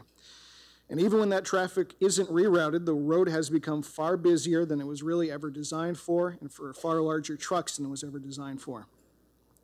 Mr. Hendry and Mr. Jordan, the Johns, have touched on the noise issues that the residents are subjected to, but there are also some safety issues there. Residents feel unsafe when walking on the road. They feel unsafe when making turns on and off the short section between the two Bloomfields. And there's an aspect of vehicles braking hard coming onto the Bloomfield and cars accelerating hard to come up to speed as they move on to the 8th. There are a number of intersections across the municipality that have these sorts of measures that I'm suggesting. The most prominent one I found was at the St. Clair Parkway and Dufferin Avenue outside of Wallaceburg. In fact, there are a number of speed reductions coming into all of our communities to dissuade the use of engine brakes. I understand that we spend a lot of money on traffic studies. I imagine Mr. Kelly will mention that we are doing a traffic study. They do deal in fact, how many vehicles, what type, how fast, what times, but they don't deal in perception. How does it feel to be a resident living on the road? How much noise is made? How narrow does the road feel? As human beings living in a human system, perception is as important as the reality, and in fact, perception for me is reality. At the end of my thought process on this one, again, was the idea of benefits and drawbacks. The benefits for the homeowners is huge. There's no questioning there. The drawback for drivers is an additional 15 seconds on a commute and a couple of signs. Sometimes we deal with great big thorny issues like payday lenders, and that helps a lot of people. Sometimes we deal with really small issues like this one. I wish I didn't have to bring it to the council table, but that seems to be the only way we've been able to deal with these issues in the past. We had to bring one here for Port Alma on the Talbot Trail, and that's why I'm bringing this one forward for you this evening, and I'd appreciate your support. Any further comments by council? Councillor. No, Your Worship, Gooder, I just want to mention to you is I think this issue's come up before. I think we've had this at this council, that we discussed it once before, and I'm not sure what happened at that time. That some road work got done, am I right? In that area. I think there was some discussion about problems being there, what, 3 or 4 years ago. Well, I'm sure we'll hear some report. And, pardon? I'm sure we'll get some information if you want to hang on a second. Yeah, I'm not, well, I didn't know, but I know there was problems there before, and speed was one of them as well. And I didn't know that, I thought maybe there was speed control there then. I didn't know what got done there. But I know that came up before, the issue. Thomas, you want to get in, because I don't see a lot of hands going up, so let's get into your... Thank you, Mayor Hope. Thank you for the opportunity to speak. My concern, and I certainly listened carefully to the speakers, my concern is this proposal will not solve the problem that's been described. And I would appreciate the opportunity. My team has spent no time on this particular issue. We would like to spend a little time determining really what the root cause is, and is there going to be something very effective that we could put in. With respect to your question, Councillor Vercooter, and we did widen the intersections at Bloomfield. They are designed for 80 kilometers per hour. The motion says that whereas local secondary roads are narrow and not engineered to withstand increase in heavy truck traffic, they actually are. The issue with heavy truck traffic is going to be the life cycle, so the two are quite different. When I listened to the speakers, they talked about an increase in traffic volume, and that would be true. First of all, from the shutdown of Highway 40 overpass, they saw an increase because that was one of the haul or the detour routes. That's going to be an issue. We're also seeing that the MTO and the OPP will very quickly shut down the 401. Those are things that we cannot control, and they're doing that all the time. If you've seen the notices, you know, it can be twice a week that we see a closure in the 401. So you are going to see an increase in traffic there. There were some comments made about the garbage trucks, and that's one of our contractors. We have some control there. We've already issued a note during this meeting that we're going to talk to them, and I'm just curious of what percentage of the noise problem is related to our own garbage trucks, because I feel that's a problem we can solve. So engine braking has been discussed around this table before. It's not effective. My colleague, Gary Kahn, the police chief, will tell you that, and we agree, is that reducing speed limits it will not be effective. Either are engine braking signs.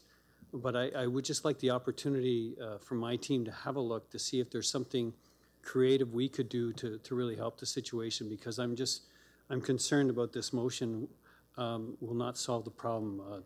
You're still going to have engine braking to reduce from 60 to 0 as well. It's still going to be there, and I don't think anybody's going to be happy at the end of the day. So that's all my request is, give us a chance to look at it, and maybe we can come back with something that would solve the problem.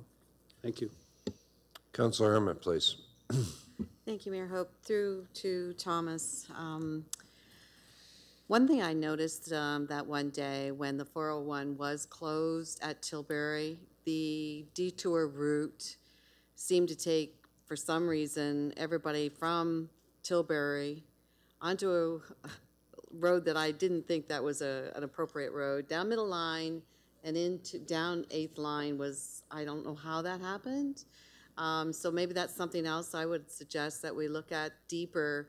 I thought it would, in my opinion, it would be a much more appropriate to come right straight down Middle Line to Bloomfield, opposed to straight down Middle Line. So if there's a way to mitigate that, I think that's very important to that traffic congestion. Second of all, Mr. Hendry, he living on Bloomfield, right beside the church. I do note, I travel that road quite a bit as well. Seeing as I'm traveling south, as soon as I get on to the Bloomfield from 8th Line, just past the church, the shoulder of the road takes a lot of abuse because people will, when that truck traffic is traveling south, they're taking it quite wide, it seems like, and it is getting and impeding the shoulder of the road. So that becomes, you know, that big drop off the edge. So I think that I might be mistaken, but referring to the width of the road, that is where maybe that needs a little more extra help. And I think we've tried to do other things to mitigate the situation on that shoulder. So maybe we should look at that as well a little bit deeper. Aside from that, I think speed limit, how we can look at that, I would support. We look into this further.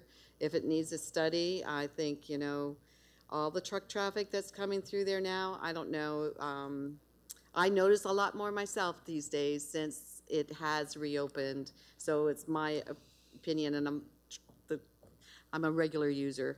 So I think that it's justifiable of us looking at this and looking deeper how we can mitigate the situation. Thank you. Further comments? Councilor McKenna, please. Thank you, Worship. To you, Mr. Kelly, just a quick question on the timing of report. You mentioned that you'd like some time to do that. How long would it take to do something like that? Approximately.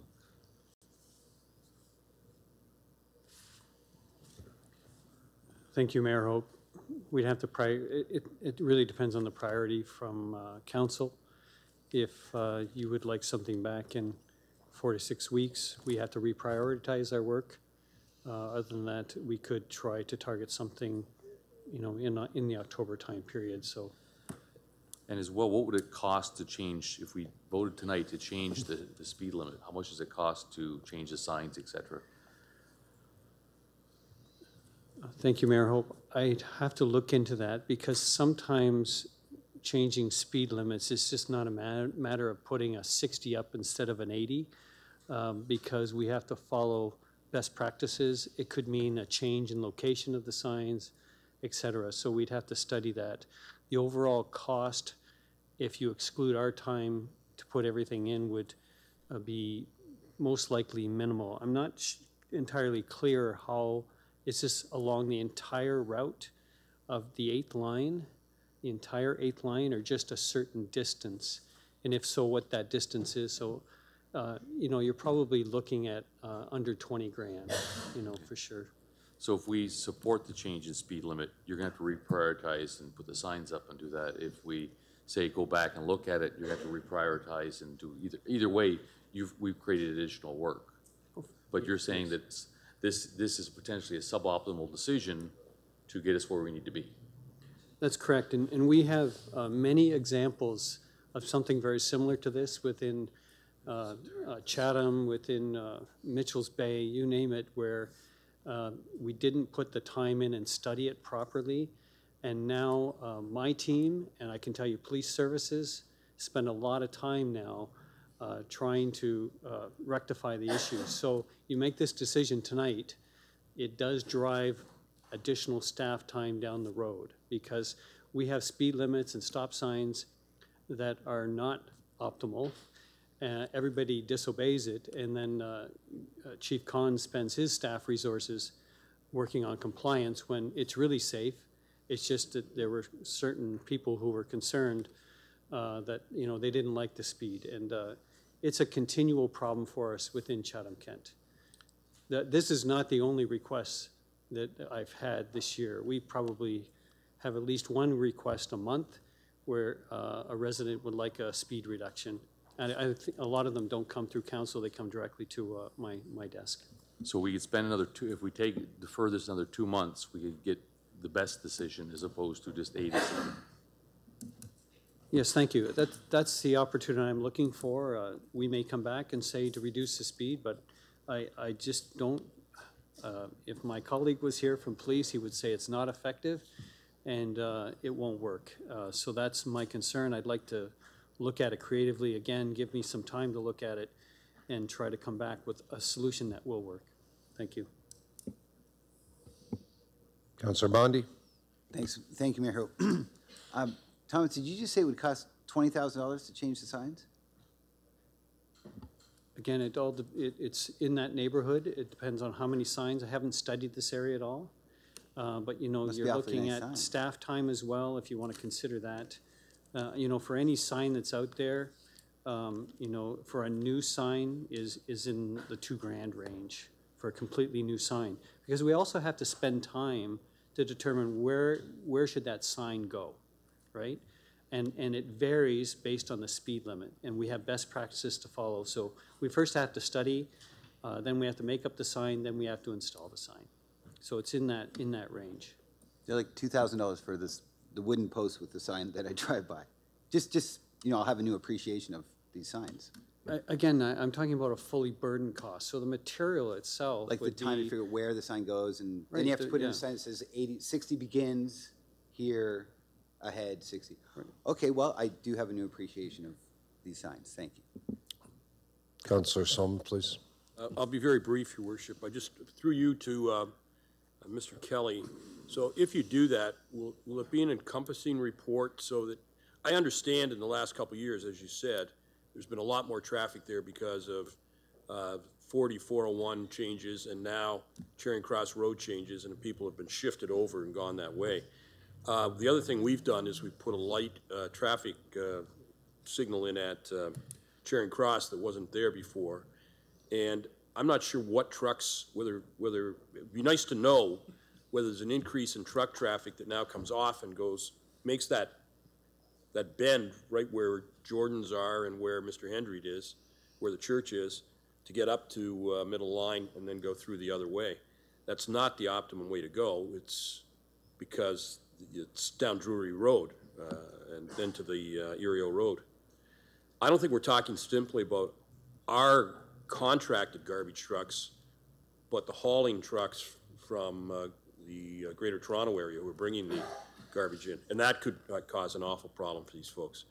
And the other issue is whether it's seasonal. So I'd like to know what other impacts, I mean, if this is permanent, what impacts are causing it and how we can remedy them rather than just looking at, you know, on a one-off. And I know that certain times of the year when they're hauling tomatoes and hauling other products in 18-wheelers, there are more trucks on that road. But there's certain other times of year, not so much, except for what we've experienced in the last 3 years. So I think if you're going to do the report, I think it would be fair to look at it more globally and tell us what all the impacts are and what the causes may be. Because I can tell you on Park Avenue, 8th line is the south of the 401 detour when they're moving traffic. Park Avenue, if there's an accident between Bloomfield and 40, they move all the trucks down to Park Avenue and go along there on a road that is no different than this one, except the speed limits. It's not 60, not until you get very close to town, into the, almost to the restaurant or to the grocery store. So I think you got to look at all those things if you're going to do a report. And even if it comes back and says, yeah, the speed limit should be reduced, that's fine. But we should at least hear from you, the experts. Thank you, Mayor Hope. And it really, council need to understand that I think it's Newton's second law that with every reaction, there's an opposite reaction. And that's exactly what's going to happen here. So you may solve a problem in one location and create another problem in another, just as Councillor Solomon has described. We have many things to look at. We could meet with the MTO and look at the detour routes. We could look at the Hall Road. We can look at our own waste connections. There's a lot of variables, and what seems to be a simple solution, we could be creating a more complex set of problems for other residents as well. Councillor Fluker. Thank you, Your Worship. I've been very quiet tonight, but this has certainly inspired me. I will definitely be supporting this notice of motion. I appreciate Councillor Thompson's point that Port Alma did receive their 60-kilometer zone about 8-9 months ago. Did not change the speed limit until the Chatham-Kent traffic unit. And the Chatham-Kent traffic unit is asked to be everywhere in Chatham-Kent. It's approximately 4 to 6 police officers that are part of it. When they were out at Port Alma, they did very well. The revenue source for speeding helped a great deal. And this is what's going to happen on the 8th line. It's going to have to be specific requests for the traffic unit to be there because the individual officers that are applied to do other police work besides just traffic. So it will have to be the traffic unit that's going to have to slow this down. Once the traffic unit disappears, it happens. I have to smile that we are concerned about trucks. We got to do something about trucks. I'm sorry, Your Worship, but trucks mean jobs.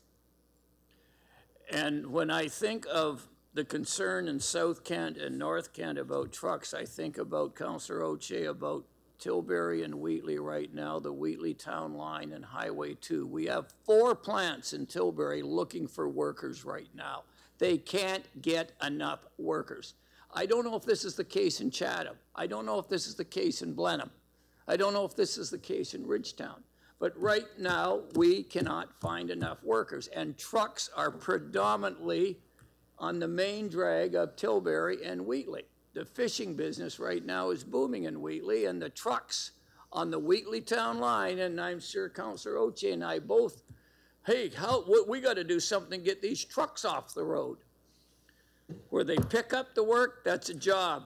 The truck driver, that's a job. Where he delivers it, that's a job. That's 3 jobs for every truck. No excuse for them going 90 and 100 kilometers an hour. No excuse at all, and that's why I will support this. But let's not say we got to do something about trucks in Chatham-Kent. Trucks are jobs, Council. And we sure notice that in the West Kent area right now. So if any of you that are retiring need a job, come on out our way, because we can sure as heck get you one very, very quickly. Thank you. Any further discussions? Then Councillor Thompson, please. Thank you very much. Through to Mr. Kelly, off the top of your head, what are some of these creative ideas you're throwing out there? Thank you, Mayor Hope.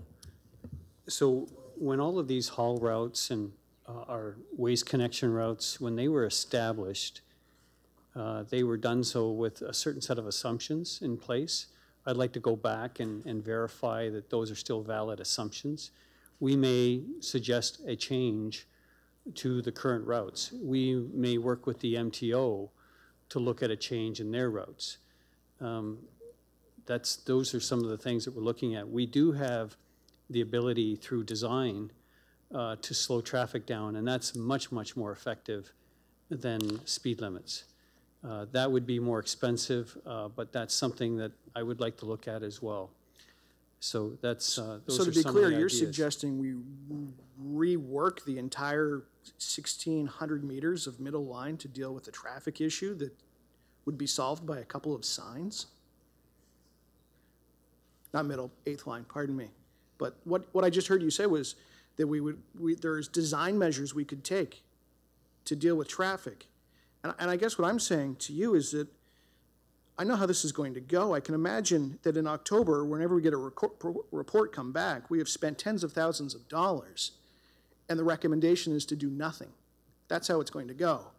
I come here looking for two signs, 800 meters in one direction, 800 meters in the other direction, because it's cheap, it's what the residents want, and we've been told that these engine braking signs don't work. So this is a simple solution. And for me, a simple, cheap solution is the optimum one. I don't need to see a big, massive report and spend tens of thousands of dollars just to say we're not going to do anything. And that's the concern of the residents, and that's my concern as well.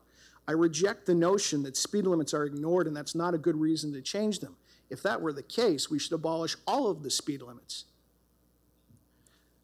800 meters in either direction, 60 kilometers an hour. It'll reduce the noise, and we're getting caught up on trucks. It's traffic. Trucks are the biggest and they're the most noticeable, it's true. But we're talking about cars, we're talking about pickups with trailers, we are talking about the occasional truck. The folks on 8th line, I keep calling it middle because that's where they should be, and they should be on Talbot, but they're not. They're on the 8th. The folks out there on the 8th want this reduction. If you're driving along the 8th, the change in your commute is 15 seconds. So I don't imagine it's going to cause any other issues on any other roads. We don't need a great big report talking about creative solutions. We need a simple solution of 60 kilometers an hour. Put the questions before you. I'm going to ask council now to consider.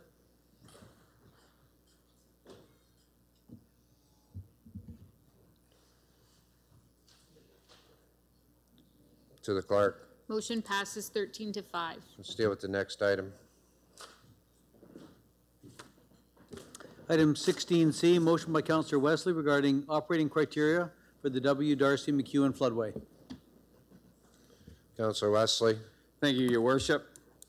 Whereas the expropriation certificate dated 1984 for the floodway states that the dam can be operated in lands flooded, quote, for the purpose of alleviating flooding at the town of Wallsburg, but not for any other purpose, end quotes. Whereas the current dam operations manual was developed in 1987 and updated in 1992, whereas while the current operation of the dam has saved property damage and flooding in Wallsburg, there still remain certain properties in Wallsburg that continue to flood under the current operating criteria. Whereas the current operating procedures for the dam states, and I quote again, due to the unpredictable nature of flooding circumstances, the elevations and data in this manual can be used only as a basic guide for the operation of the gates. The final decision may be a judgment call based on all data available and the circumstances at the time of the flood threat, which may not have been foreseeable at the time this manual was printed, end quotes. And whereas in a review of all the documents, there is nothing prohibiting a review and or a revision of the operating criteria used for the closure and opening of the dam. Therefore, in 2019, the municipality of Chatham-Kent provide assistance, cooperation, and support in asking the St. Clair Region Conservation Authority to undertake a fulsome review of the operating criteria for the W. Darcy McEwen floodway dam. The purpose will be to update the operating criteria in the hope that flooding that is still occurring in the former town of Wallsburg can be eliminated. And seconded by Councillor Carmen McGregor. Go ahead, Councillor Wesley. Thank you, Your Worship. I'll be very brief. I think this is very self-explanatory. The dam has worked very well in the past. There are, however, still properties in Wallsburg that are flooding with the current operation. I think it's time for the Conservation Authority to undertake a review of the criteria that is used to determine when the dam is closed and when the dam is opened. Thank you. Thank you. Further discussion? Councillor Solomon, Simply please. ask that you put the question. Ask that you put the question. Oh, I'm going to. Without further discussion. Oh, I'm going to. Thank you. But it requires someone to put their hand up and say that. Okay. Seeing no discussions, I ask you to consider the notice motion before you.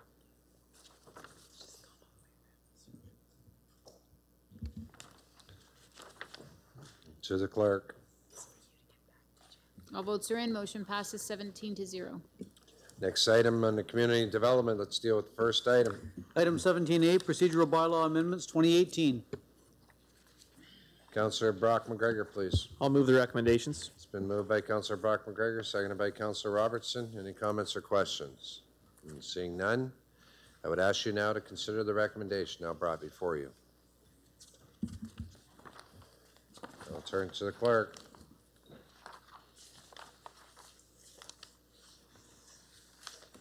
All votes are in. Motion passes 17-0. Let's deal with the next item. Item 17B, appointments to the 2018-2022 Compliance Audit Committee. It's moved by Councillor Brock McGregor, seconded by Councillor Vakudaran. Comments, questions? Seeing none, ask you to consider the recommendation now before you. Turn to the clerk. All votes are in. Motion passes 17-0. Next item on the agenda, Item 17C, amendments to appointment bylaws. Councillor Herman. So moved, seconded by Councillor Solomon. Any comments, questions? Then I would ask you now to consider the recommendation now before you. I'll turn to the clerk. All votes are in. Motion passes 17-0. Next item, Item 17D, motion by Councillor Caniff regarding tiny homes. Councillor Caniff. Thank you, Worship.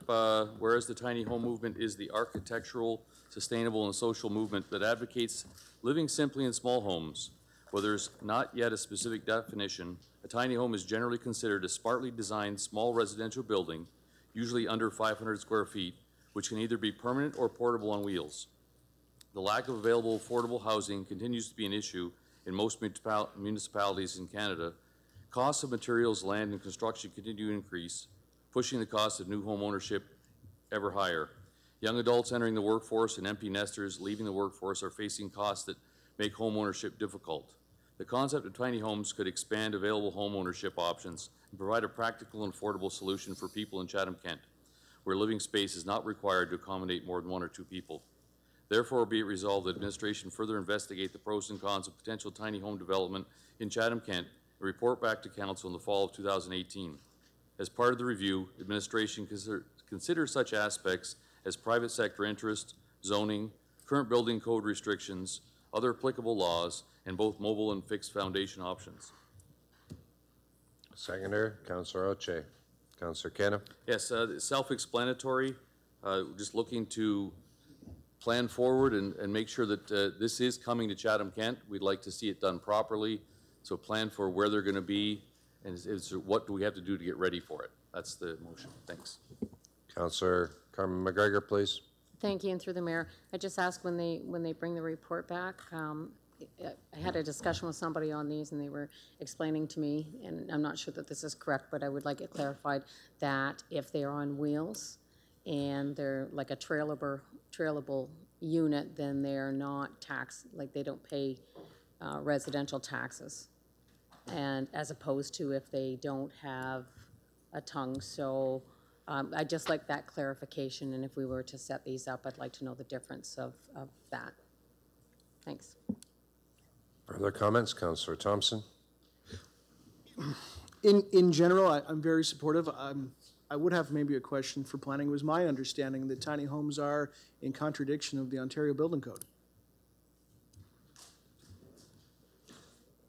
That'd be the question you're asking, That would be building the question I'm report back asking. on? Well, actually, I'd be kind of curious just now, because if it is, I'm just going to vote no.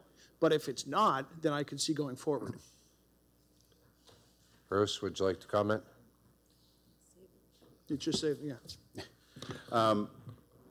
It's something I want to look more closely at in terms of the Ontario Building Code to report back on, but there are 2 aspects. There's the tiny homes that are permanent or fixed, and I can tell council right now, those would be permitted as secondary dwelling units that are permitted. So if I wanted to put a tiny home on a permanent foundation and I could meet the other bylaw aspects, that would be permitted in fully serviced areas now. So I could have my main residence and a tiny home in my backyard as a secondary dwelling unit if it met the requirements.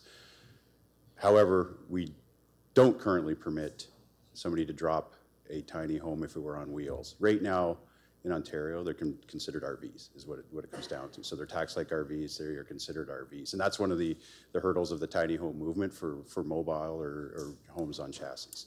But if it's something that's fixed to a permanent foundation, yeah, right now they are permitted at least as accessory dwelling units. And actually our bylaw right now, it's something we should also maybe look at to consider. I think it sets a minimum for a single detached unit at 70 square meters, so about 750 square feet. So the problem is we set fairly high lot size minimums. So the reality is somebody to build a small home on a lot that's, say, even 35 feet wide at a cost of a fully serviced lot is probably not undoable. So those are some things that need to be considered. All right, I'll still have lots of questions, but at the very least, you've given me at least some relief to know that it's worth pursuing. So that's good enough for me. Thank you. Further comments? I know we don't want to get in a lengthy debate. All this will come back.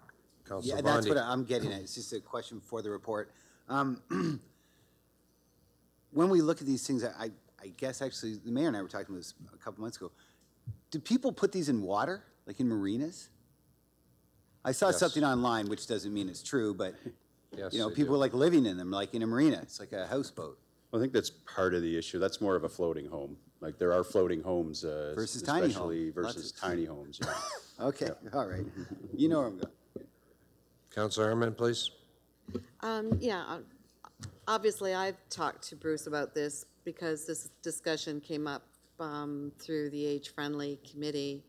However, Bruce probably is also aware, maybe others aren't, that the United Way did take this initiative on and have been meeting quite often about discussing tiny homes. I'm not sure if Bruce, had you attended any of those meetings or? Yes, I attended one back, I'm trying to remember when this was, I'm going to say May or June, maybe the last one or the one before that. I'm just curious, I overheard that they discontinued any more discussion on it, that they're not interested in pursuing it further. Would you know? I don't know that for sure. I think Okay. at the time it was whether who was going to kind of lead the charge.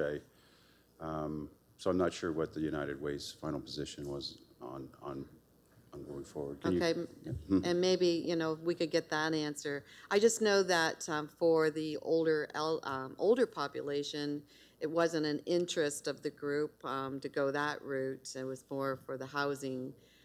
So it's something that we, as an age-friendly, it was out of our mandate to go any further to look into that. So it'd be interesting to know who and how United Way, you know, why they, if they're still continuing, or if they're not, and why.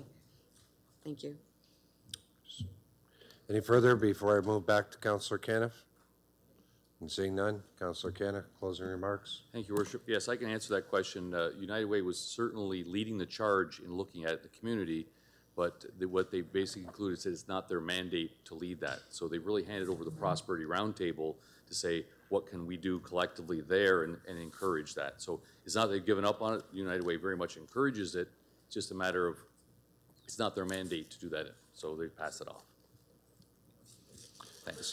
Seeing no further comments, and now I ask you to consider the recommendation before you, or notice the motion before you. And to the clerk. All votes are in. Motion passes 17-1. Next item, closed session report. Thank you, and through the mayor, I would move the council closed session report from this evening. Not present was Councillor Leclerc. Council received information on proposed disposition of land by the municipality or local board with regard to 64 Garnet Street, Wallaceburg, Section 2392C of the Municipal Act.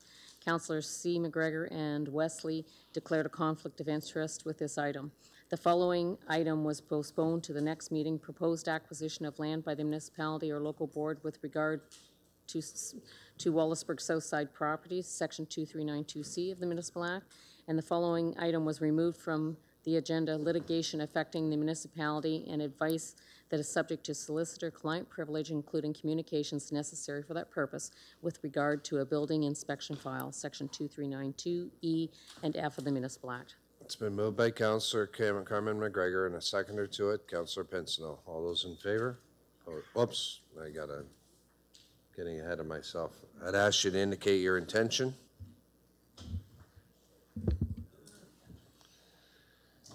Turn to the clerk. All votes are in. Motion passes 18-0. Next item deals with approval of communicated items. So moved by Councillor Oche, seconded by Councillor Bondi. Any items of interest? Seeing none. All those in favor? Opposed, venting, and carried. Non-agenda business items. Councillor Oche, followed by Councillor Brock-McGregor. I'd just like to let everyone know about Tilbury Art in the Park this weekend, starting at 10 a.m. Saturday and Sunday. It's tremendous the amount of people that come out and all the vendors they have. I'd love to see some of you guys out there and anyone in the audience. It's a great time. So lots of things to see and do. So if you'd like to come out again, it's this weekend. Thank you. Councillor Brock-McGregor. Thank you, Mayor Hope. Just wanted to remind everyone it's Pride Week in Chatham-Kent this week. So we had a flag raising today, about almost 100 people there, which was great. A couple more events this week. Friday is the opening of the crosswalk, and Saturday there'll be a parade downtown. And speaking of the sidewalk, had a really quick question for Thomas, probably your easiest one of the night. How did that RFP process go? So how much did it cost and how long will it last? Thank you, Mayor Hope. The contracted price of the sidewalk was $1,808. And about how long do we think it'll last? We expect, because we've made a change in location to an area that's much less utilized, we expect it will hold its value at least for 5 years before any consideration of rehabilitation. Thank you. Councillor Herman. Thank you, Mayor Hope. Two things. First, I want to say congratulations to our staff. I've noticed all the benches at the bus stops, the new benches in Chatham, are warmly received by our community, and so important to make certain that we look after our accessibility needs. So kudos to that. We'll look forward to it in a real near future. Second of all, I would like to congratulate the URIO group, our volunteers, for the Art in the Boulevard. This is their 9th year this year. Next year, okay, obviously you can add it, it's 10. And they had probably 8,000 people, they figure, that came into that small community. And it was fabulous, over 105 vendors, exhibitors. And as I said, these are our volunteers that are working in our communities to showcase and put us on the map. And we're ecstatic in South Kent for our residents. So it's just a kudos, and on behalf of everyone, we want, if they're listening, thank you, thank you, thank you. I think we're going to get an opportunity real soon to say thank you to them. So, Councillor Pinson. Thank you, Worship. I'd like to send congratulations out to the Bothwell Optimist Group. They put on the car show this past weekend. They had a record crowd there. They had a record number of cars there and a record 50-50 draw. It was $42,200 each way, and all those tickets were sold in one day. All help volunteers. The Old Autos Group, they're a big part of that car show, and the Bothwell Firemen as well. But they all worked well, and you talk about a lot of people in a small community. That was it on the weekend, but it was a good time and very successful. Councillor Foss. Thank you. I'd just like to put another plug in for the Saturday night market. Spencer touched base on it. It gives everyone an opportunity to see the young entrepreneurs who will be there, and congratulate Marina McDonald, who is here every night for council, who's the main organizer for that. So congratulations to you, Marina, and keep up the good work. Thank you. Further, Councillor Wesley. Thank you, Your Worship. I would be remiss on behalf of myself and Councillor Carmen Greger if I didn't mention that we also had Wambo this weekend in Wallsburg. It was the 30th annual. That's the Wallsburg Antique Motorboat Outing, and happened to be down there, and it was busy. It was hot. It was sunny. There was great boats, great cars, great beer tent, great music, great food, just all around a great time. And as I've said many times, it's such a community event in Wallsburg that everybody has their own little events going on, and we always have our entire family come over and camp out at our place. So, yeah, it was a lot of fun. At least what I can remember. So. Further? Just one thing I wanted to point out is Las Lagegas Estradas 30th anniversary was held Saturday night by the Italian community, and they've presented the municipality with the flag and also congratulatory for on the 30th, feeling a part of Chatham-Kent. And if you look at the history and you look at the book, they've made significant contributions. So I had the honor of being there and receiving the presentation on behalf of the group to the municipality. So congratulations. Next, I'm going to go to approval of communicated.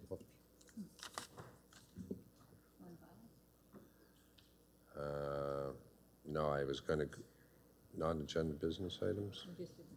Okay, reading of the bylaws first. No, you're raising your Just hand. want to remind council that we need to add the business license bylaw and the user fee bylaw that we approved earlier this evening to the list of bylaws.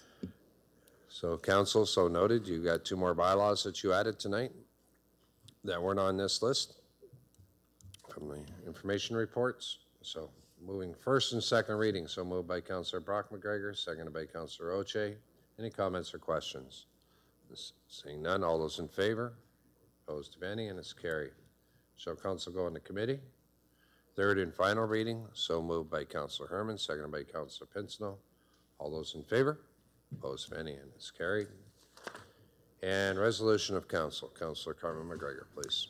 Thank you, and through the mayor, I would move that Chatham-Kent Council adjourn to its next meeting to be held on Monday, September 10th, 2018, and that Chatham-Kent Council authorize itself to meet in closed session on that day to discuss any matters permitted by the Municipal Act. It's been moved by Councillor Carmen McGregor, and seconded Councillor Foss. All those in favor? All those opposed? Carried, and good night.